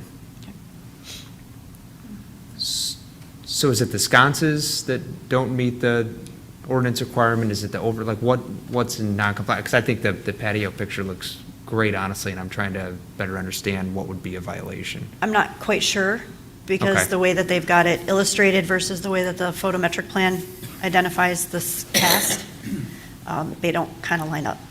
So if anything, according to this image, it would be the sconces, but the way that this image shows it, they don't project, but not knowing the limits Got of it. the actual public sidewalk in the rendering versus what they're showing in the photometric plan, I can't tie those two together, but they could speak to it. Yeah, sorry, that piqued my interest. Okay, at this point, the applicant can come forward and address us and hopefully answer some questions. I brought a block of wood. Always a problem. I brought PowerPoint presentations, I think, 2 planning commissions ago, and I got the boards last time, so I thought I had to bring something. And you know I'm not a PowerPoint guy, so I brought the block of wood. You guys are more than happy to grab it or what, but that is the superstructure of the proposed building. I feel like you should stand on it. It's very heavy. Okay, do you guys want me to kind of just dive in with some of the comments you guys, or maybe I can kind of provide some helpful comments? I think so, and then we could fill in the rest with other questions as they arise. Sure. Okay. First and foremost, state news. And I think that Mr. Reichart is in the audience, so happy to talk afterwards. Admittedly, I am confused. And no blame, not casting any blame.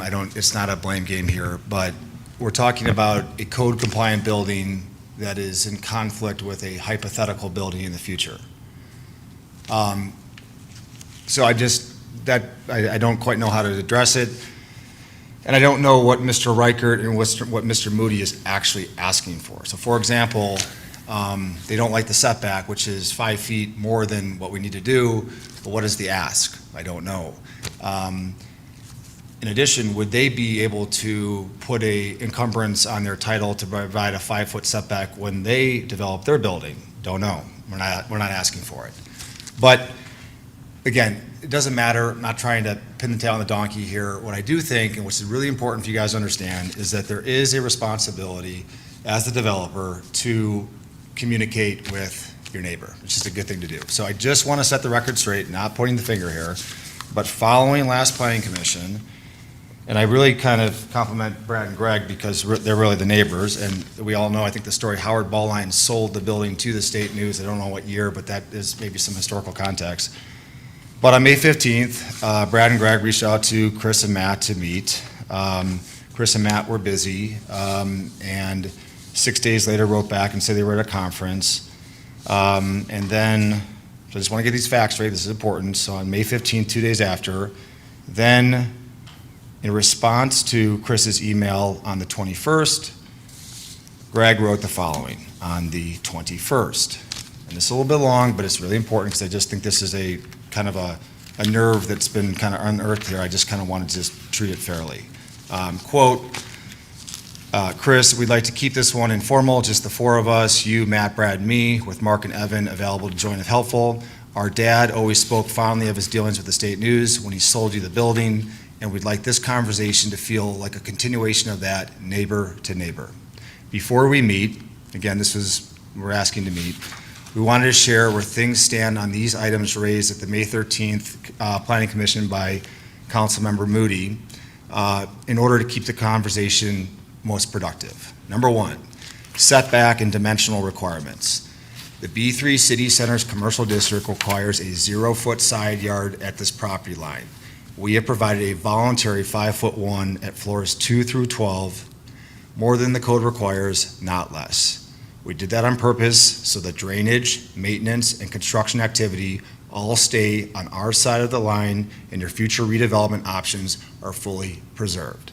Number two, future redevelopment of 435 East Grand River, the State News Building. Michigan Building Code, Section 705.5 and 705.8, governs how buildings on shared lot lines treat fire-rated walls and openings. Our east facade is built to those standards, 1-hour and 2-hour rated assemblies with 25% glazing in a fully sprinkled building. Number three, construction protection. We've already committed on record to a pre-construction condition survey of your building, crack monitors on any existing cracks of concern, vibration monitoring during work that would induce it, and optional tilt and settlement monitoring. These are kind of standard things, but it's important to put this in writing. The piling method is auger cast from a structural standpoint, which is specifically a low vibration approach. Number four, this is important, building height. We reduced our building height from 168 feet to 139 feet, a 21% reduction in direct response, in addition to other things, to your concerns, comments raised in December, because the State News spoke in December. That change was a deliberate concession in good faith to be cognizant of your comments and be good neighbors. Number five, construction coordination. The maintenance of traffic MOT plan, alley access, and right-of-way restoration will continue to be refined through the building department. We'll keep your team in the loop at all times on schedule and staging as those details firm up. Sixth and last, your portion of the alley will be unobstructed during construction, thereby maintaining your loading, deliveries, egress, et cetera. This will not be an issue. Goes on with a closing paragraph that's probably not relevant. Here's the point, is we develop in urban situations all the time. The building is code compliant. We have voluntary setbacks. I'm not trying to point fingers here, but I do really want to make sure that this is like really crystal clear, is that this should not be a sensitive issue for the Planning Commission, in my personal opinion. In my experiences, we work with the neighbors, we can do construction easements, which is all done in a civil way, like neighbor to neighbor, not Planning Commission purview. They preserve all their rights. We're not asking them to pull their building back 5 foot. I do also, just from a practical standpoint, they just put in a coffee user. I'm guessing it's probably on a 10-year lease with renewal options. I don't see the practical application. However, I want to be fair-minded to it. So, Chris, if you want to meet afterwards, right in the hall, we can meet tomorrow. Evan's still in town, happy to do that. I even texted Carrie Freeman. I said, hey, has Nolan Moody reached out to you in the last 2 weeks? Answer is no. So, again, you guys have to make your own decision. I can only supply the facts. I'm not casting blame. I'm merely just giving our point of view. Any questions on the State News? Hey, I appreciate that. Yeah. I appreciate the email from Greg. I do, very much so. Yeah. Thank you. I felt like I didn't want to be perceived, or Greg and Brad be perceived as being irresponsible. So, okay, got it. I have a question. How many of the, I guess, other cities that you've developed in, I know it was in Columbus that you recently had another project. Right. Cities of those size, do they traditionally have ordinances or, I guess, rules around air rights and those sorts of things that you see in larger cities, or are those not really as common in cities of our size or even medium size? They're super uncommon. I mean, there's real practical reasons why these are uncommon. I mean, take for instance, and I don't throw this number out cavalierly, but I do know the number well because, Evan Williams does a great job of reporting. I asked him, I'm like, what have we spent on this deal, right?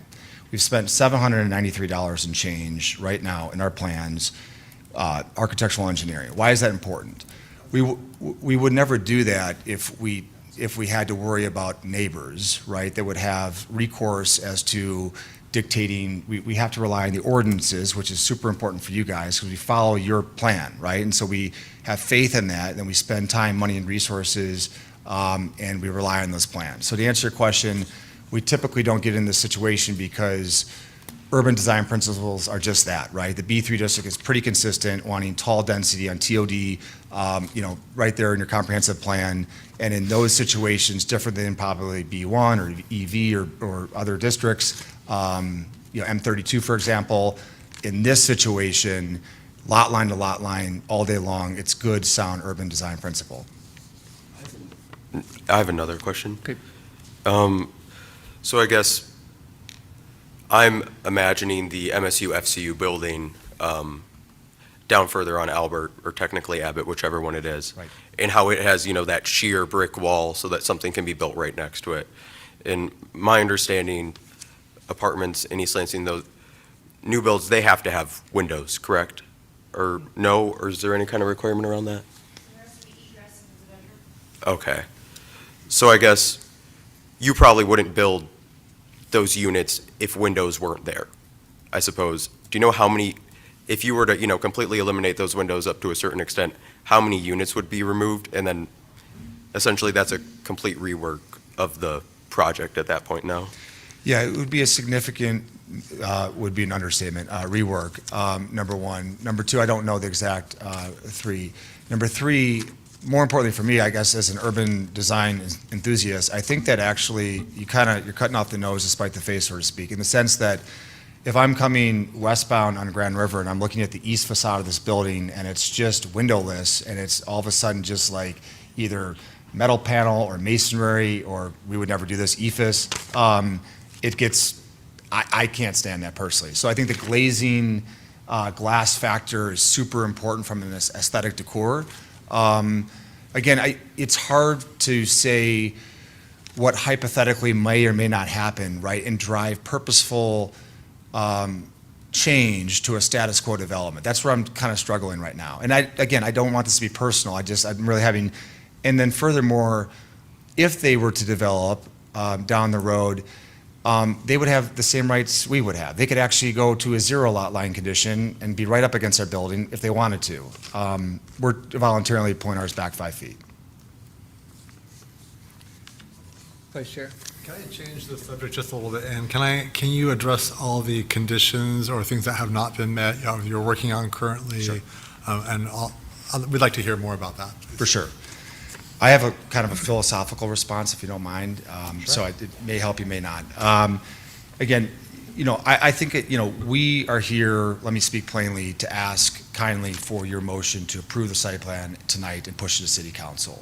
I'm a big believer that to try to, within reason, cut out the red tape at the Planning Commission. Again, this is super philosophical, just working in other cities, not saying that needs to be done here. But there will always be conditions, right, that are, we work hand in hand with the fire marshal. Like, for instance, that mass timber, we are going to be lockstep with the fire marshal and the building official, huge. I mean, it's going to be a tutorial. It's going to be, we're going to be lockstep. There's going to be so many questions, right? And that's us to get that. And suffice it to say that but prior to a building permit being issued, regardless if we were fortunate to get approval at Planning Commission and City Council, you cannot get a building permit until that gentleman or ma'am is ready to deliver it. Your conditions have to be met, right? So now, should there be whole-scale conditions and huge blanks that a developer is not having a complete application? No, I'm not saying that, right? So it's finding that balance. That's for you to decide. We have basically, in our terms, a 50% design development set, so we're very far along. We're out to 62 subcontractors throughout the divisions of construction. We're incurring, like I said, about $800,000 in A&E. Again, our issue, our risk, but we're very far along on the architectural, and any questions or conditions or what have you, suffice it to say, that's on us to answer.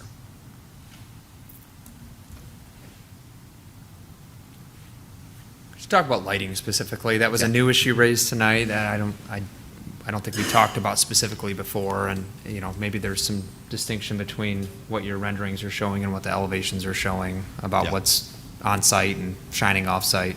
So anyways, generally, could you speak to that? Sure. And I should say, I'm kind of rude, I have a fantastic team behind me. They're standing, so, and they probably know the answer to this question better than I. I'll give you my another philosophical answer, and then maybe you guys want to step up? Okay, cool. And Nate's awesome. So I love lighting, and I'm probably accused of putting too much lighting, so if we need to take away lighting, but I too love that rendering and washing the light up and down with the sconces on the facade and exposing the mass timber, which really was a core tenet of the design of taking mass timber, not just through the consumers and how they get to experience the mass timber, but how does the public, good comment by Tim in a town hall, how does the public get to experience the mass timber as well? So with further ado, I'll give it over to Nate. Hello, Nathan Castile, Principal Architect with DLR Group. As it relates to the photometric, that's a preliminary plan that hasn't been fully vetted with selected light fixtures. So that's something that'll play out during the process. And I want to note one thing with the LEED Gold certification.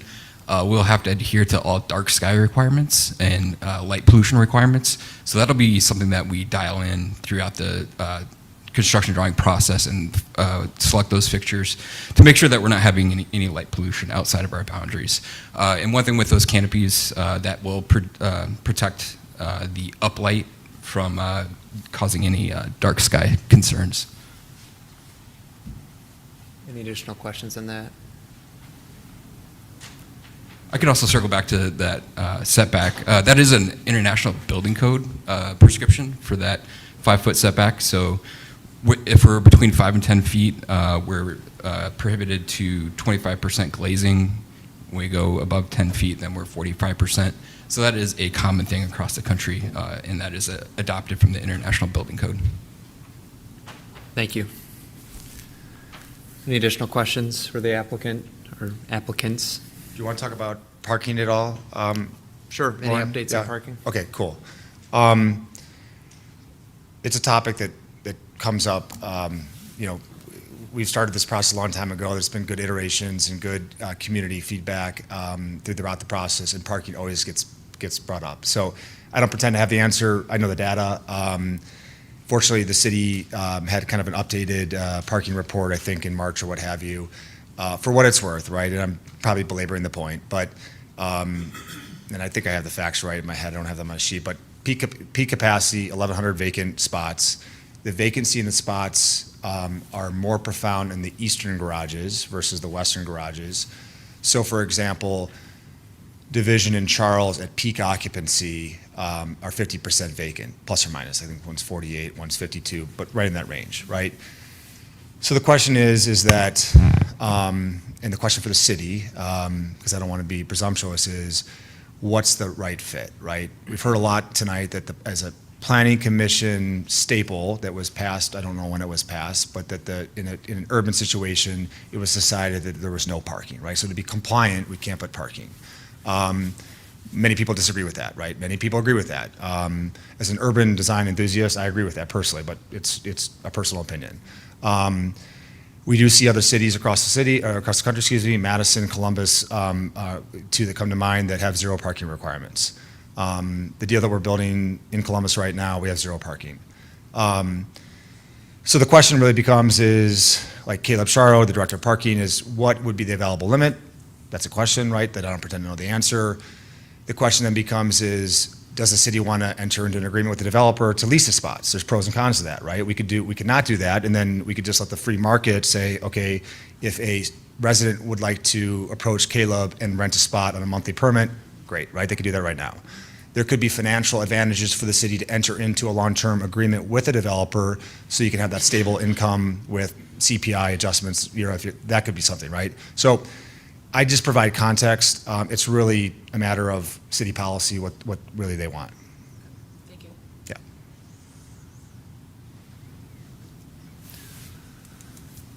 Did you have, I think we're good on the topic of parking.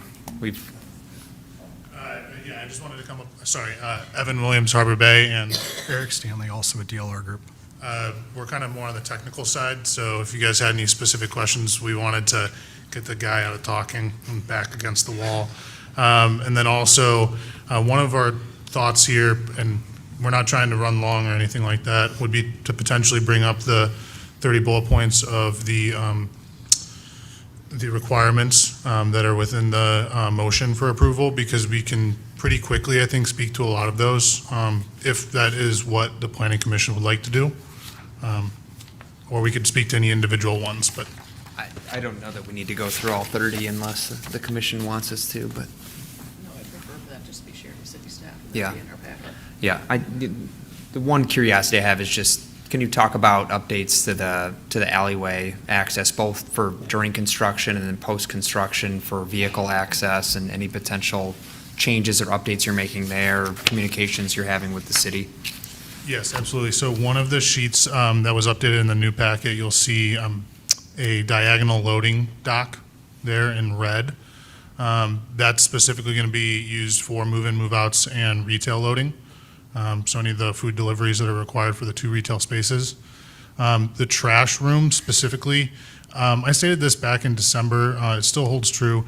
It's just going to be a typical garage door keypad that Waste Management or Rumpke, whoever the trash manager is, the refuse company is, will simply open the door, and they will just pull down the alleyway, open the door. The compactors will already be set next to the door.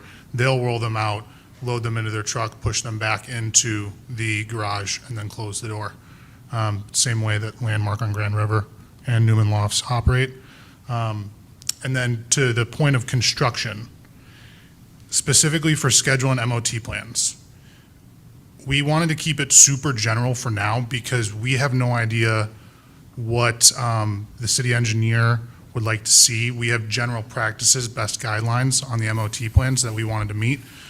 We know what all the OSHA requirements are. We want to make sure that we work with the businesses as we work through planning commission approval and into city council approval, be able to make sure that everyone has signage that meets what they would like to see for open for business. And then the schedule specifically, it's kept super, super high level because if we don't receive approval, say, right now or 3 weeks from now, that schedule will continue to shift. So before we start to explode it and get into a lot more granular detail, we wanted to just keep it at that high level. Questions about those items? Is there anything else from the recommended conditions that you'd like to address specifically, or additional updates that were not in the staff report? I would just say, in general, across all 30, we're 100% committed to satisfying all those requirements. I'm sure City Council will come up with more conditions for approval, but none of these are a surprise whatsoever. It's everything that we've been tracking. I think, as Ms. Wrighton noted, at least half, if not potentially more, will always be conditions of approval for our building. It is a very large building. There are a lot of details, and the planning department has been working very hard on a lot of different projects, not just ours. So again, we ask you guys to consider approving this motion today. Actually, just that statement is Commissioner Chapin? helpful for me. I think I heard you say 100% will meet all 30 of those conditions, and that's our checklist as well right now, Absolutely. essentially. Yeah, okay, yeah. That's important for me to hear. Any additional questions or updates on your end? No, just here to answer questions that you might have. Okay, I think we're going to openly discuss this a little bit, so stand by. We might have a question or two. City staff, any additional comments before we chat about this?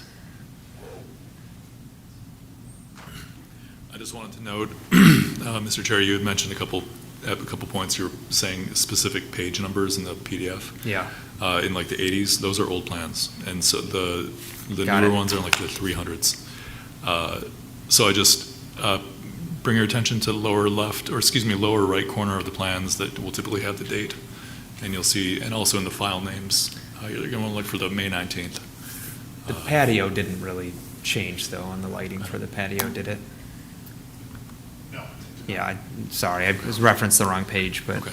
that was the one I was Thank you, I looking just at. wanted to point that out. Got it, thank you. Make sure we're- This is just a logistical question for staff that I should know the answer to, but there's somewhere in here, there's a note from the applicant about the alley being, that they'd work with the city to close the alley for move-in times.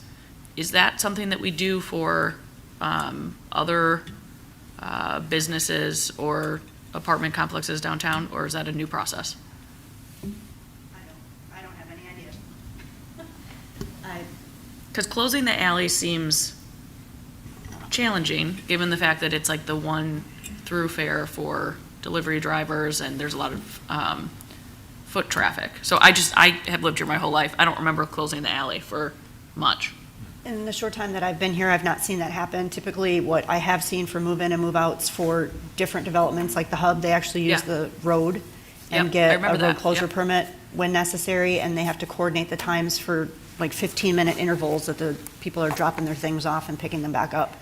But that's always on the public main street. That's on the Grand River side, isn't it? On the Hub, the Hub does it on. Or the. It's on. I think one of the applicants has more context they can provide too, and then, I don't have a card for you up here too, and. Oh, Greg so Ball, just- I am yeah. sorry. Yeah. I'm the applicant. So just to address this really quickly, the landmark on Grand River, same thing. We actually use the ramp there, and we run tubs up and we run them down, of their stuff. Sometimes people do pull in the alley. We unload them as quickly as we can and we move them along because we know we can't let parking take place in the alley.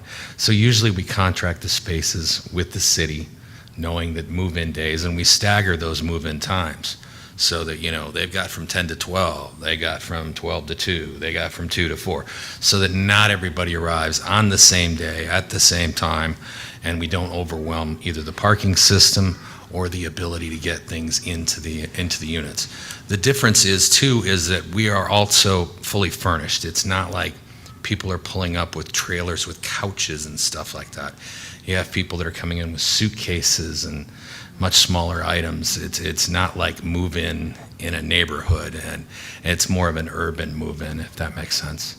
So, and we would coordinate all that stuff with Caleb and with the parking department so that we take care of getting the items from the ramp to there to cause as little disruption for the alley. But again, that's our goal. We'll send those directions out. Inevitably, you'll have somebody pull in with a trailer that can't go in, and they're going to be silly, and I wish I could control that, but It's human nature. yeah, unfortunately it is. So, but we try to mitigate that as much as possible because it's hard not just on our move-in, it's hard on our neighbors, and we need to be respectful of that, so. Thank you. You're welcome. Thank you. Okay. Any additional questions for staff, or Landon, did you have anything else? Okay, shaking his head no, so, okay. Mr. Chapin, would you like to lead us off? Well, I just, I think the commentary was really helpful for me tonight. I appreciated the letter addressing the state news concerns. That was an issue for me. I don't think I need to add anything to a motion if ever we get to a motion. I think this is a huge project. I support this project. I tip my hand. I'm ready to vote.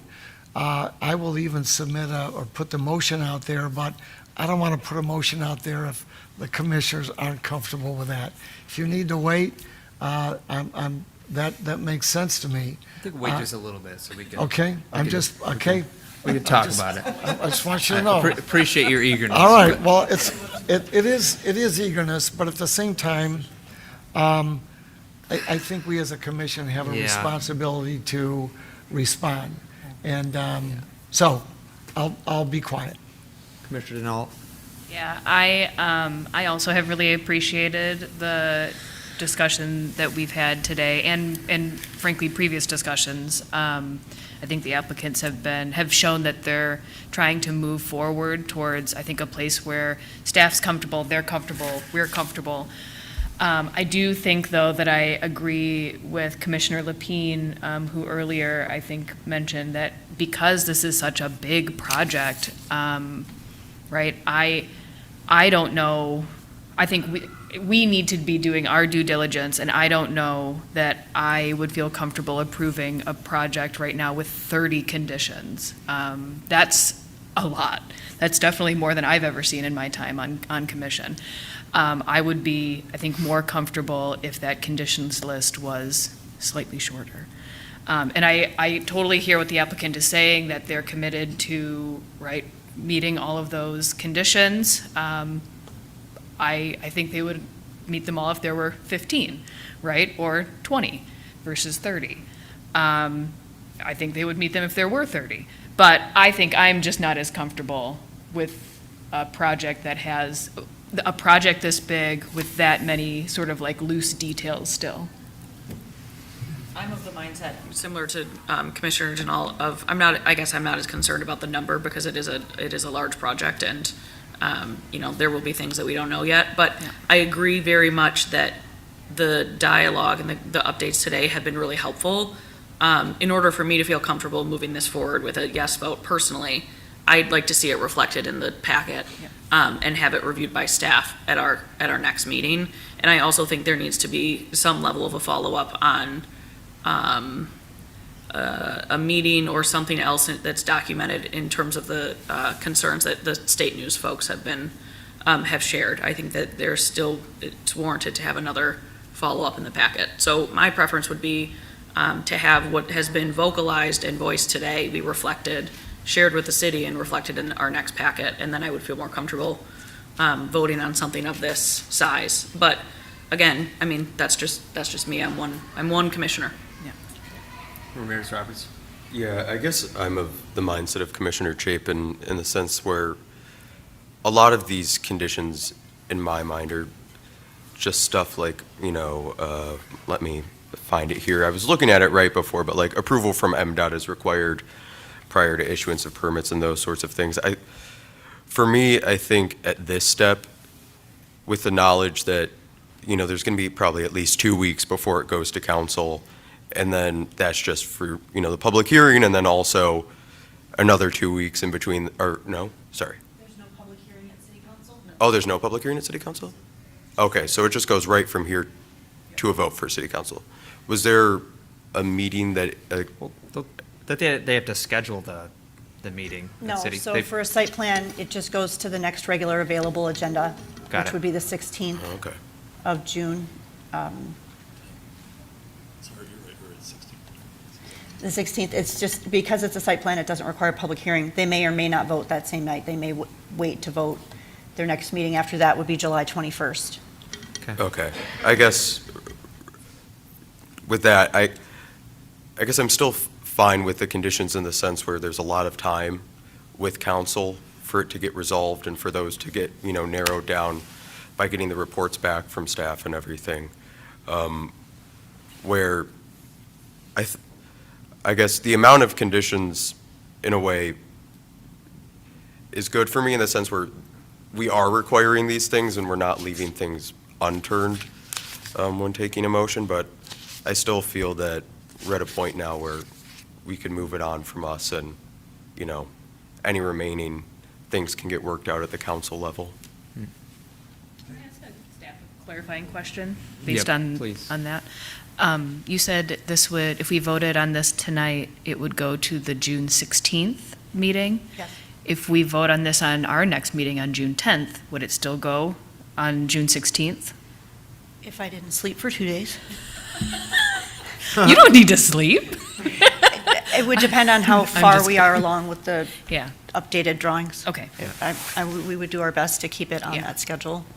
I obviously don't want to ask anything unreasonable of staff. You are already What it- doing your jobs wonderfully. Thank So, you. What it comes down to is we have deadlines for submission to City Council that have to be completed by Wednesday at Okay. 5 o'clock.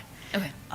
We could do a placeholder, if you will, Yep. and ask for permission to have until noon on Thursday. Okay. That's really helpful as far as timing, I think, timeline for me. So, thank you. I'm just going to chime in with some thoughts. I think at this point, the building kind of is what it is. They've scaled the footprint down.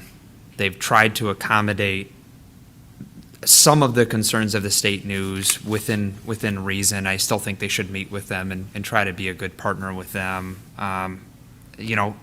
They say they're going to meet the conditions because they have to meet the conditions, right? Like, we're adding them as potential conditions, and there's a lot of things that need to be resolved, but I don't have the expertise to answer all of these, and we're basically telling them, you have to go to city staff and work with city staff and work with city council to try to resolve these sort of last outstanding items. or you're not going to get approved, right? So that's kind of where we're at with the process. The parking is what it is. I understand their argument. I understand the city's requirements. I think this is sort of a blessing that we have all of this underutilized parking on this exact part of town that can be utilized for this building. So we're meeting housing demand potentially. Well, I know we're meeting housing demand because that's what every study nationwide and locally we've done has said, is that we have a lack of housing in our downtown core.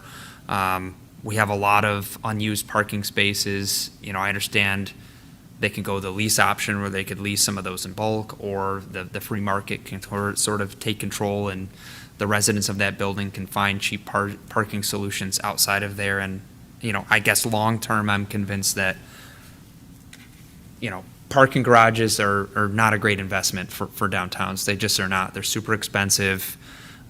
With ride sharing, with autonomous vehicles, who knows what that's going to look like 20, 30 years from now. And I actually like that they're not putting any parking on site, and they're finding a creative solution to that. So I'm not as concerned. Appreciate all the research they did with the parking ratios and all of that. I thought that was actually really helpful for me. The mass timber is a massive benefit, no pun intended. I think that's going to be great for the community. I can't wait to see what that looks like when it's done. But I do behoove them, really work with the city staff to work out these last remaining engineering and technical issues. But I'm not at the point where I think we need to hold this up for another 2 weeks when we've already been talking about this project on this site for what seems like over a year now. I can't remember when we started this process. So that's kind of where I'm at with it. I don't think anything's really going to move the needle between now and then for anybody. And I am sympathetic to the thought that this isn't a 100% finished product, but I think there's time to get to that point. And I'm confident that they will. They brought a lot of people in, a lot of expertise. Thought that was helpful for me. I think tonight, kind of hearing those initial concerns, I was reluctant to take a vote on it. And after hearing some of that feedback and listening to city staff, I'm in a spot where I think we can move on this, unless there's any major considerations or changes that we want to see done. I think everything else is outside of my realm of expertise and really is just technical. So I don't know. That's my thoughts after kind of digesting all this. Any other comments, Commissioner Denault? I think I just really appreciate your comments about bringing it all back to housing need. Right, I think that's something that this commission has talked about and dealt with a lot recently. And I really appreciate your point of, right, let's not get lost in the sort of ticky-tacky details that city staff, who are experts, right, in their various fields, can work out. And, right, our mission and our goal here on Planning Commission is to review a site plan and hopefully meet a housing need that we know we have. So I really appreciate that. Thank you.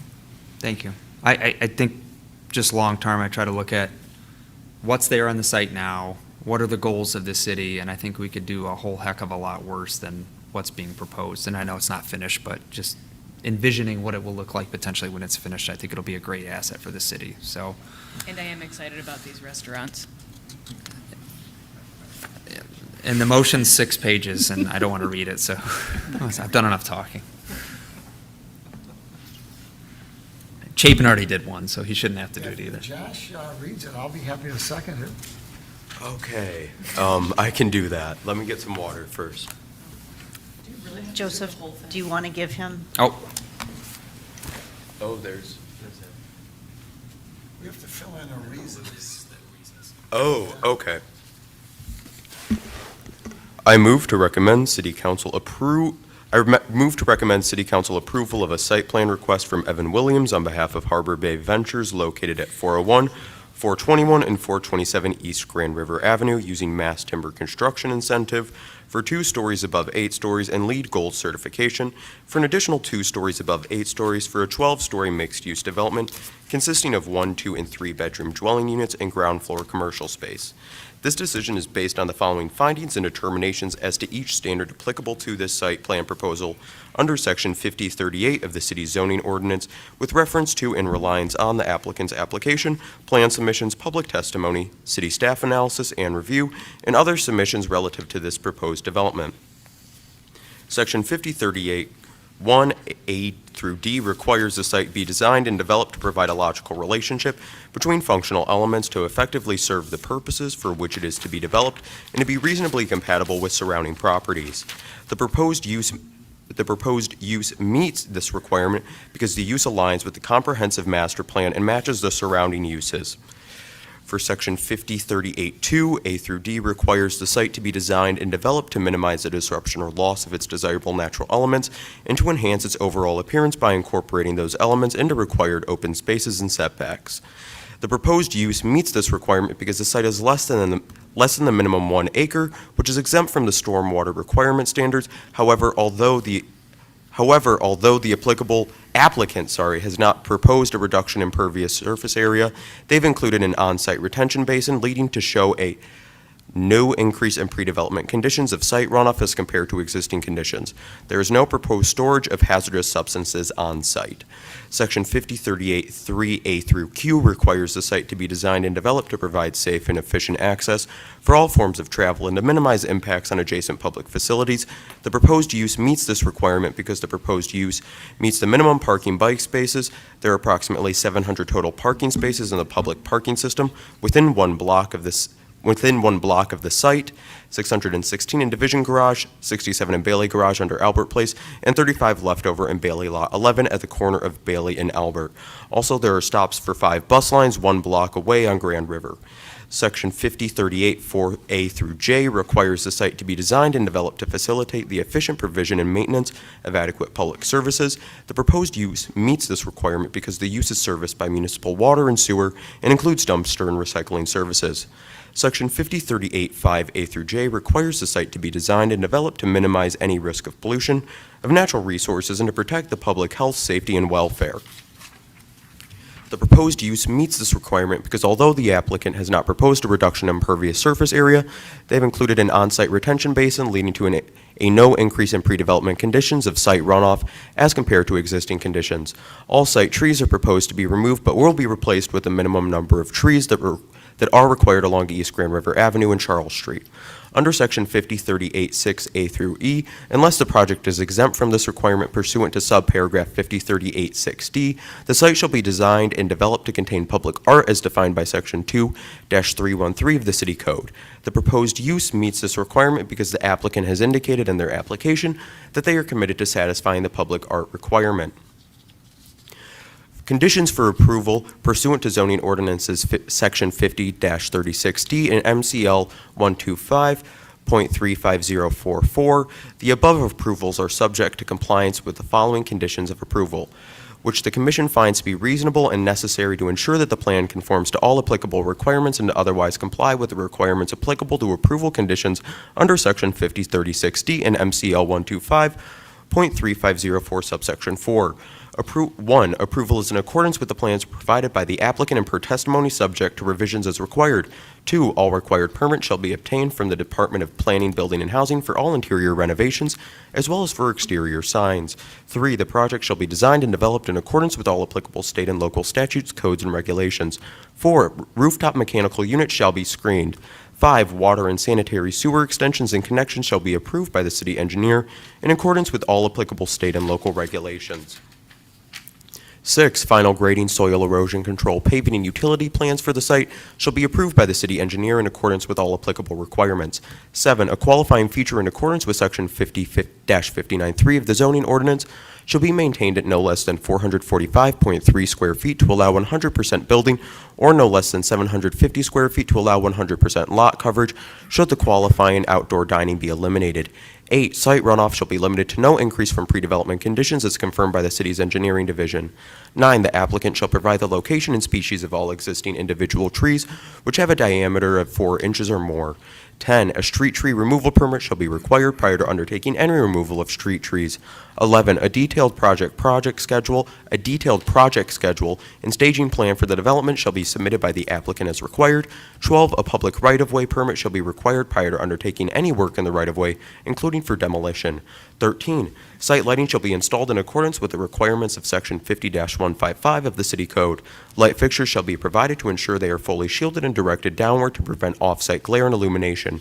No portion of the lamp, reflector, lens, or refracting system may extend beyond the housing or shield. No lenses, lamps, or light sources shall be visible at the property line. The intensity of light within a site shall not exceed 10-foot candles within any part of the site and 1-foot candle at any lot line.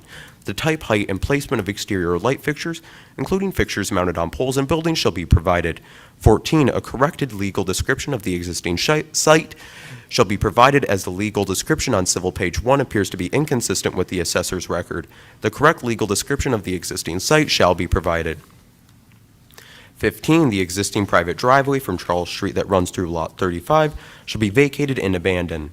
16, the alley showing all dimensions of travel width, not just the alley shall show all dimensions of travel width, not just the most constrained areas. 17, a triangular area whose size shall measure 40 feet along each street line from the intersection of two street lines shall be provided.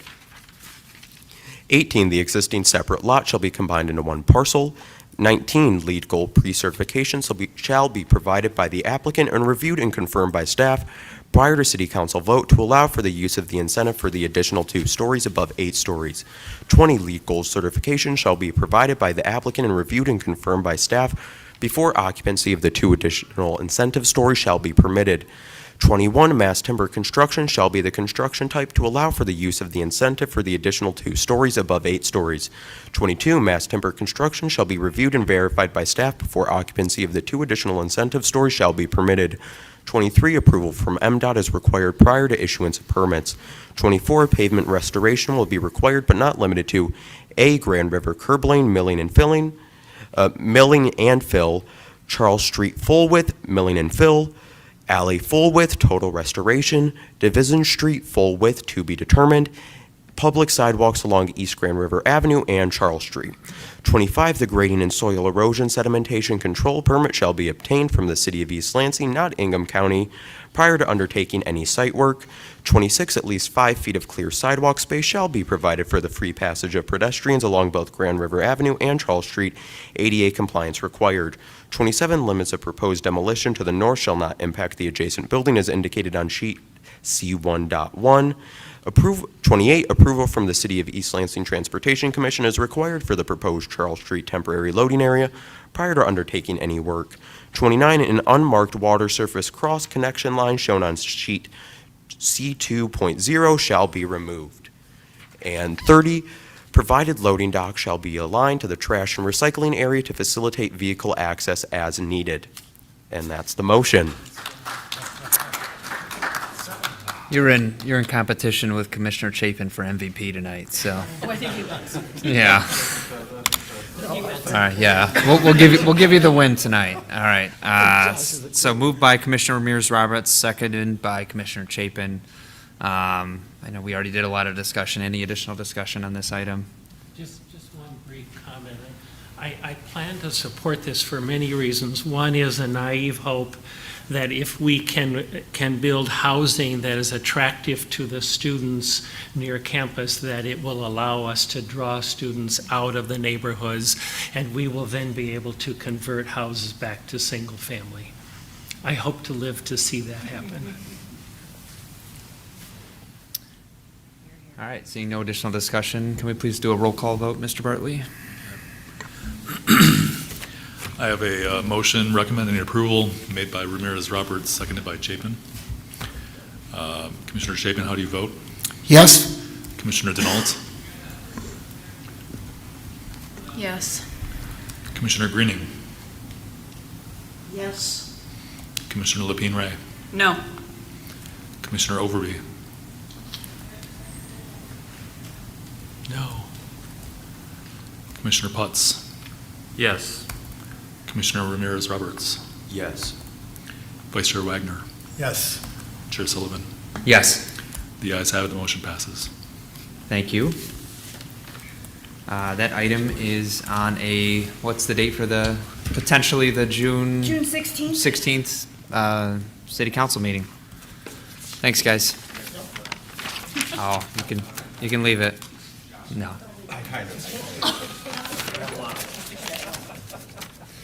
All right, that takes us on to item 8.2, Consideration of proposed ordinance 1572, an ordinance to amend Chapter 50 zoning, Division 5, residential rental restriction overlay district of the Code of the City of East Lansing to add a new section 50-778, removal of property from the rental restriction overlay districts. Mr. Bartley. Thank you. Yes, this ordinance was introduced by council. It would essentially allow, if adopted as introduced, would allow eligible property owners to petition council to be removed from a residential rental restriction overlay district in very specific circumstances. We've heard a lot this evening in public comment. I've received a lot of letters in support or in opposition to this ordinance. I'm happy to discuss the ordinance in some depth or cover any details about the ordinance that's proposed if you'd like me to. We did discuss it at some length last time, and I think you've heard some details, but I'm happy to discuss more details if you'd like. I think we can just kick it over to questions and see if there's questions. For the members of our commission who weren't able to attend last time. Oh, sure. If that's, yeah, if we want to. Give an overview. Commissioner Ramirez-Roberts. I didn't have questions. I did want to speak on this, but is it okay if I get momentarily excused for just a sure. minute? Thank you. We'll wait. Okay. So while he's stepped out, how about I give a brief overview? Yeah. Essentially, the ordinance as introduced would allow eligible property owners to petition to be removed. The eligibility criteria to be removed from an existing residential rental restriction overlay are three. Number one, the applicant's property must be located on one side of a city block where other homes on the same side of the city block are not subject to the rental overlay district in question. So number two, the applicant's property must be owner-occupied and not currently rented.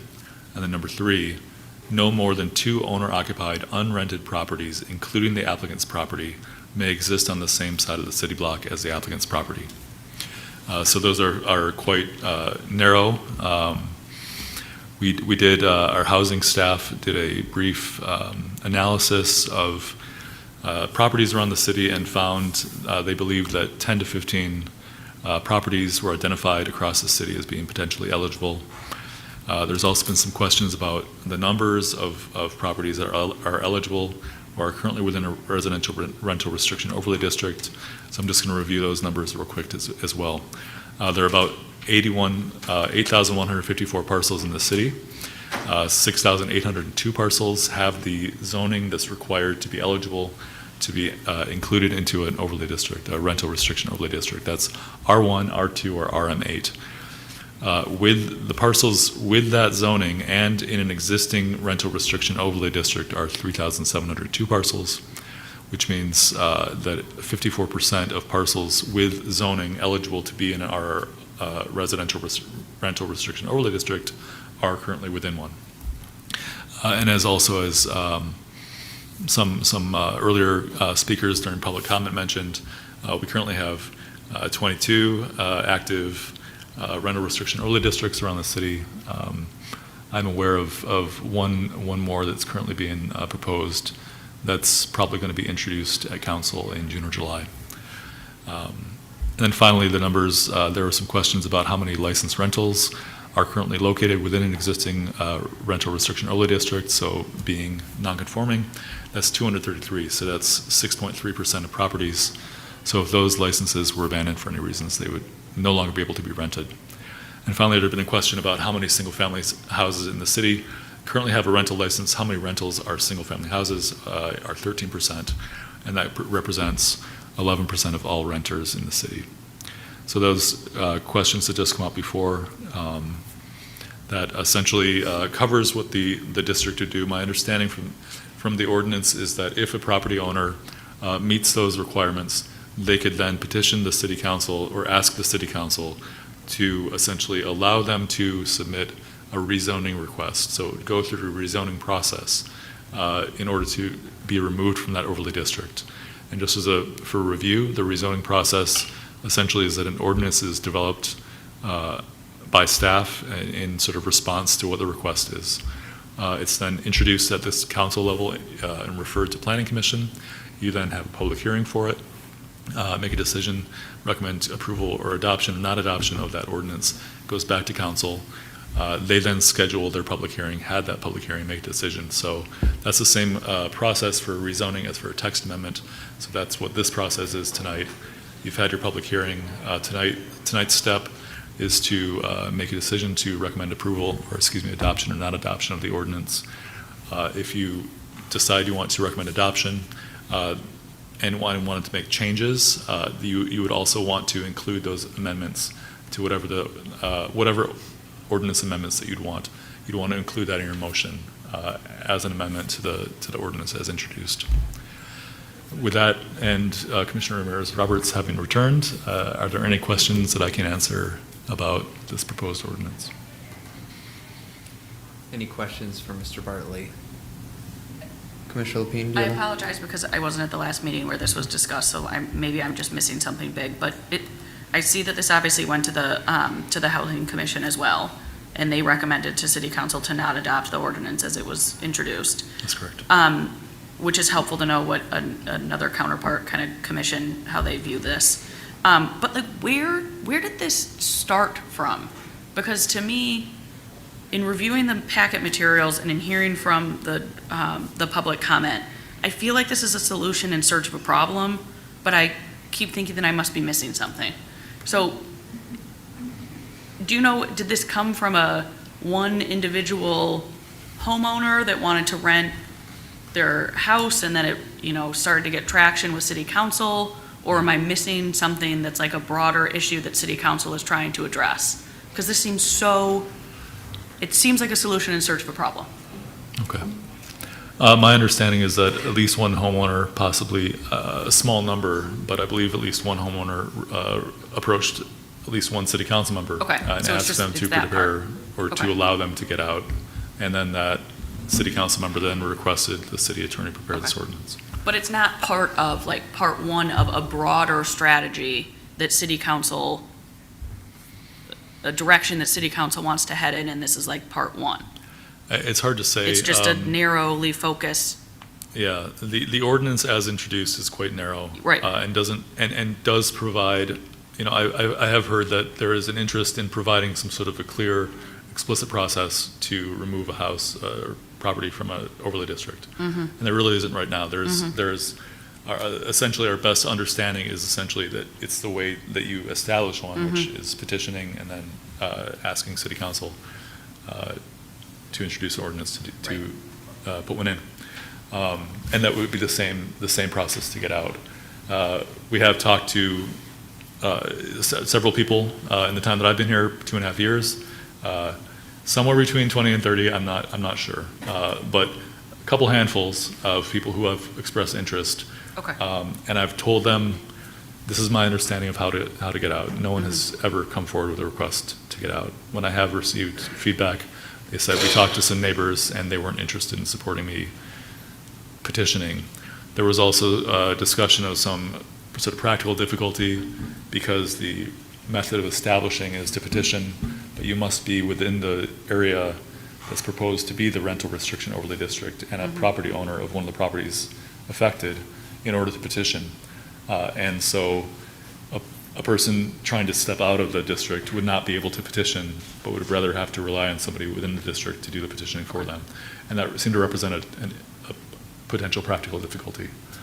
So we have had some discussion as to whether or not there should be some sort of more, this is a start.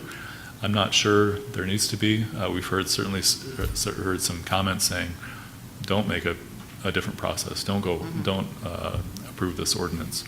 I think where this goes from here is somewhat up to the Planning Commission and Council. Okay. That's really helpful. Thank you for taking the time to go through that with me. Sure. The only comment that I would provide after for the commission after the public comment that we heard earlier this evening, I went back and pulled up the East Lansing housing study that was completed in 2021. And there's a really helpful document that summarizes like 10 kind of top takeaways from that document. It's clear that at that time, and I think it still stands now, having lived here my whole life, the main thing that we continue to need is single-family housing. There's nothing in the housing study that says that we need more rentals. And so to me, This is creating another opportunity to develop more rentals and make it more challenging for people to buy a home in our community. So I'm pretty firmly in the camp of recommending to City Council not to adopt this ordinance. But again, that is just my own personal opinion. But I did need to go back and look at the housing study and take a look at the outcomes of that.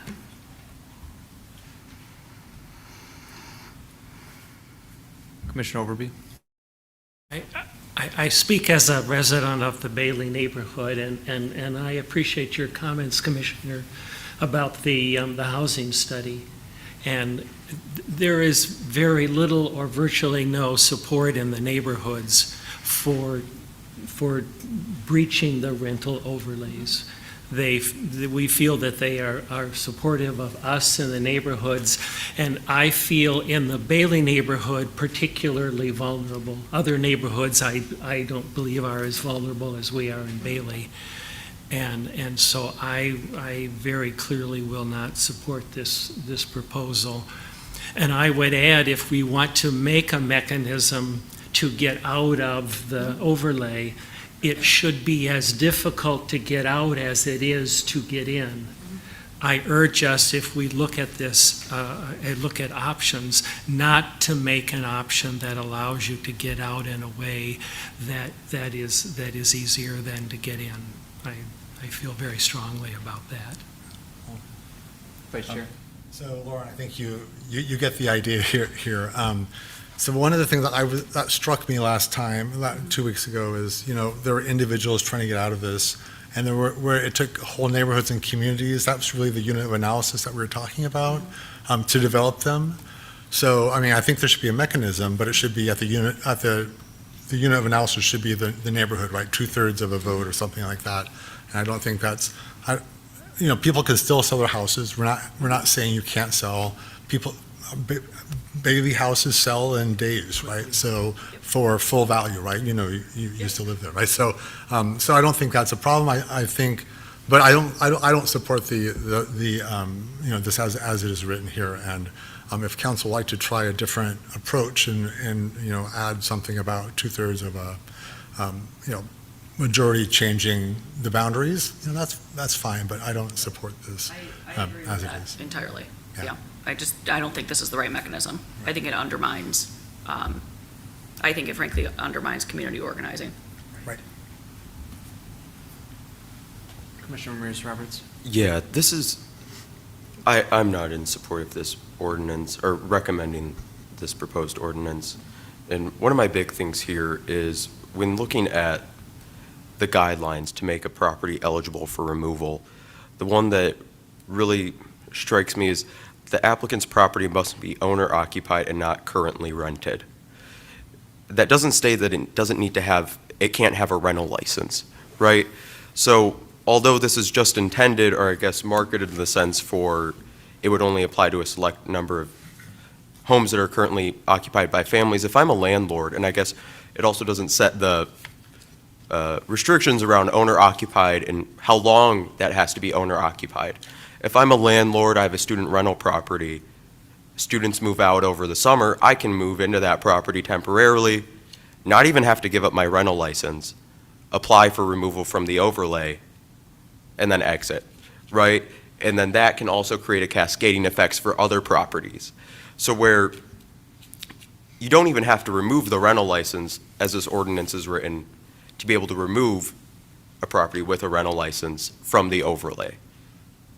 And also just going back, so I'm not in support of it for that reason, but also just when we're talking about there does need to be a mechanism, I think that that mechanism is, once again, going back to the community level, to the point where it's not just an amendment of the proposed ordinance, it's a complete rewriting of something new, where this right now just isn't a workable structure for what we need going forward, or what would work going forward. Any additional comments? Commissioner Potts? Yeah, I typed this all out on the plane today because I wasn't sure I was going to be here, because we flew in from Italy at 5:30 this morning, which was actually 11:30 p.m. last night in Eastern time. So, much like my phone and laptop, my battery is running very low. So I'm going to try to keep this short. I do think it is a good idea to codify in ordinance the abilities of an overlay district to be modified, and I'm going to expand that not to just removing properties, but in the event that an overlay district wishes to add a property or somebody wishes to become part of one, I think that should be included in it as well while we're here. However, I don't think the language of this proposed amendment is the right path to go about this, because it's sidestepping all of the work that goes in. I mean, I'm going to rehash a lot of stuff that's already been said, so no, not going to claim originality on a lot of it. But it's sidestepping by adding a mechanism where we sidestep all of the work that went into setting up an overlay district. We're really undermining the trust and social fabric of the neighborhoods by doing that. I agree with I can't even think of names right now. I agree with Ed. I would prefer to see language with, 2/3 majority to pass things, or if we're going to modify a border of an overlay. I would also like to see explicit consent from owners of properties that are going to be added or removed. I think that just kind of makes sense. And I honestly would hope that if we did something like this, if somebody finds themselves geographically isolated, in an overlay district, I would really hope that they would be able to work with their neighbors in the overlay district to come to a solution, even if that is petitioning for removal of the property from the overlay. I feel like this, as proposed, it's not really encouraging cooperation amongst neighbors, which I think is a big strength of East Lansing.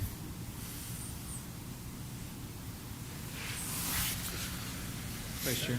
I just want to say one last thing about some of the people who were in the room tonight. You heard a lot of people speak who were they're heads of their community organizations. We have 22 overlays and several neighbors, and this is a very important issue to neighborhood community associations. And we've had a discussion about Bailey. I know they had a Glen Cairn, like Chesterfield, like you name the neighborhood, and they've talked about this and supported the overlay districts for their neighborhoods. So I think it's important to just know who was in the room tonight and 2 weeks ago too, and who's written letters.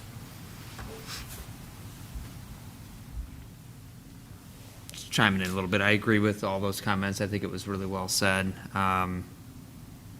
I think the process to opt out should be the same or more difficult than it is to create and establish the initial boundary. I think the unifying theme we've heard is the goal to preserve the single-family neighborhoods. That being said, I think there needs to be some sort of opt-out process, and I think that was sort of consistently said amongst the folks that spoke before us, and I think maybe even a clearer, easier process to expand the boundaries would be preferable. I think we've ran into that a few times when we've had overlay districts where we've really got in the weeds of, is this the right boundary? Like, this is kind of going to be a permanent solution to this. We got to make it easier. So I think maybe a more comprehensive look at this is ideal. I'm not opposed to looking at this issue. I just don't think this is the right solution. There's a lot of issues with it, which I don't need to belabor the point on. And ultimately, the status quo we have now is preferable to me than what this is proposing. However, if city staff or city council were to take a more comprehensive look at this and come up with a different solution that more closely aligns with the feedback we've heard from the commission during our comment period here and the public that spoke to us, I think that's my solution. And then, just to clarify one thing that was said on the housing study, because I was involved in that kind of intimately a couple of years ago, or back in 2021. I don't think it said we don't need rental housing. I think it said of all the housing types, that is the one we need the least. And I think a lot of variables have changed since then. But again, the goal I think should be to preserve the single family neighborhoods and even look at opportunities to potentially expand single-family neighborhoods to new areas. So that's how I feel about it. I don't know if there's any other comments or guidance or suggestions for city staff before we vote on it, but, okay. All right, who wants to make the motion? Go ahead. Just make it in the affirmative for consistency. That's my suggestion. Oh, I move that the planning commission recommends that city council not adopt. Is that what you meant by? I like to do it in the affirmative, and then we can vote yes or no, just for Oh. consistency, but.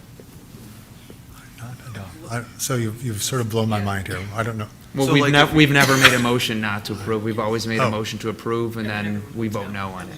Mr. Chair, So, may I suggest opposite? okay. That if I the defer to motion is to Landon. not adopt, make the motion to not adopt. Okay, all right. I understand where you're coming from, but that Okay. is a little clearer Okay. for the record. Let's go with Landon's suggestion then. Okay. My apologies. So I move that the planning commission recommends that city council not adopt ordinance 1572 to amend chapter 50, zoning division 5 residential rental restriction overlay districts of the code of the city of East Lansing to add a new section 5778, removal of property from the rental restriction overlay districts. Second. Is that a motion by Vice Chair Wagner, seconded by Commissioner Denault. Seeing no additional discussion, all those in favor of not adopting, not suggesting city council adopt this ordinance, vote aye. Aye. And those opposed, nay. The ayes have it. This ordinance is suggested not to be adopted to city, I don't know how to phrase that. The planning commission suggests that city council does not adopt ordinance 1572. And then, Mr. Bartley, to clarify, this is still going to be sent to city council for consideration with the recommendation of not approval from the planning commission, so. Okay, now that we made it through there, is there any commissioner concerns? Do you know when that will go to city council? My expectation, based on our publishing schedule, is probably going to be July 21st for this hearing at council. Okay, good question. Seeing no other concerns, is there a motion to adjourn? Moved by Commissioner Putz. Second. Seconded by Commissioner Ramirez Roberts. All those in favor, vote aye. Aye. Aye. Opposed, nay. Motion carries. We are adjourned at 9:55 PM. I think that's the new longest one. Nah.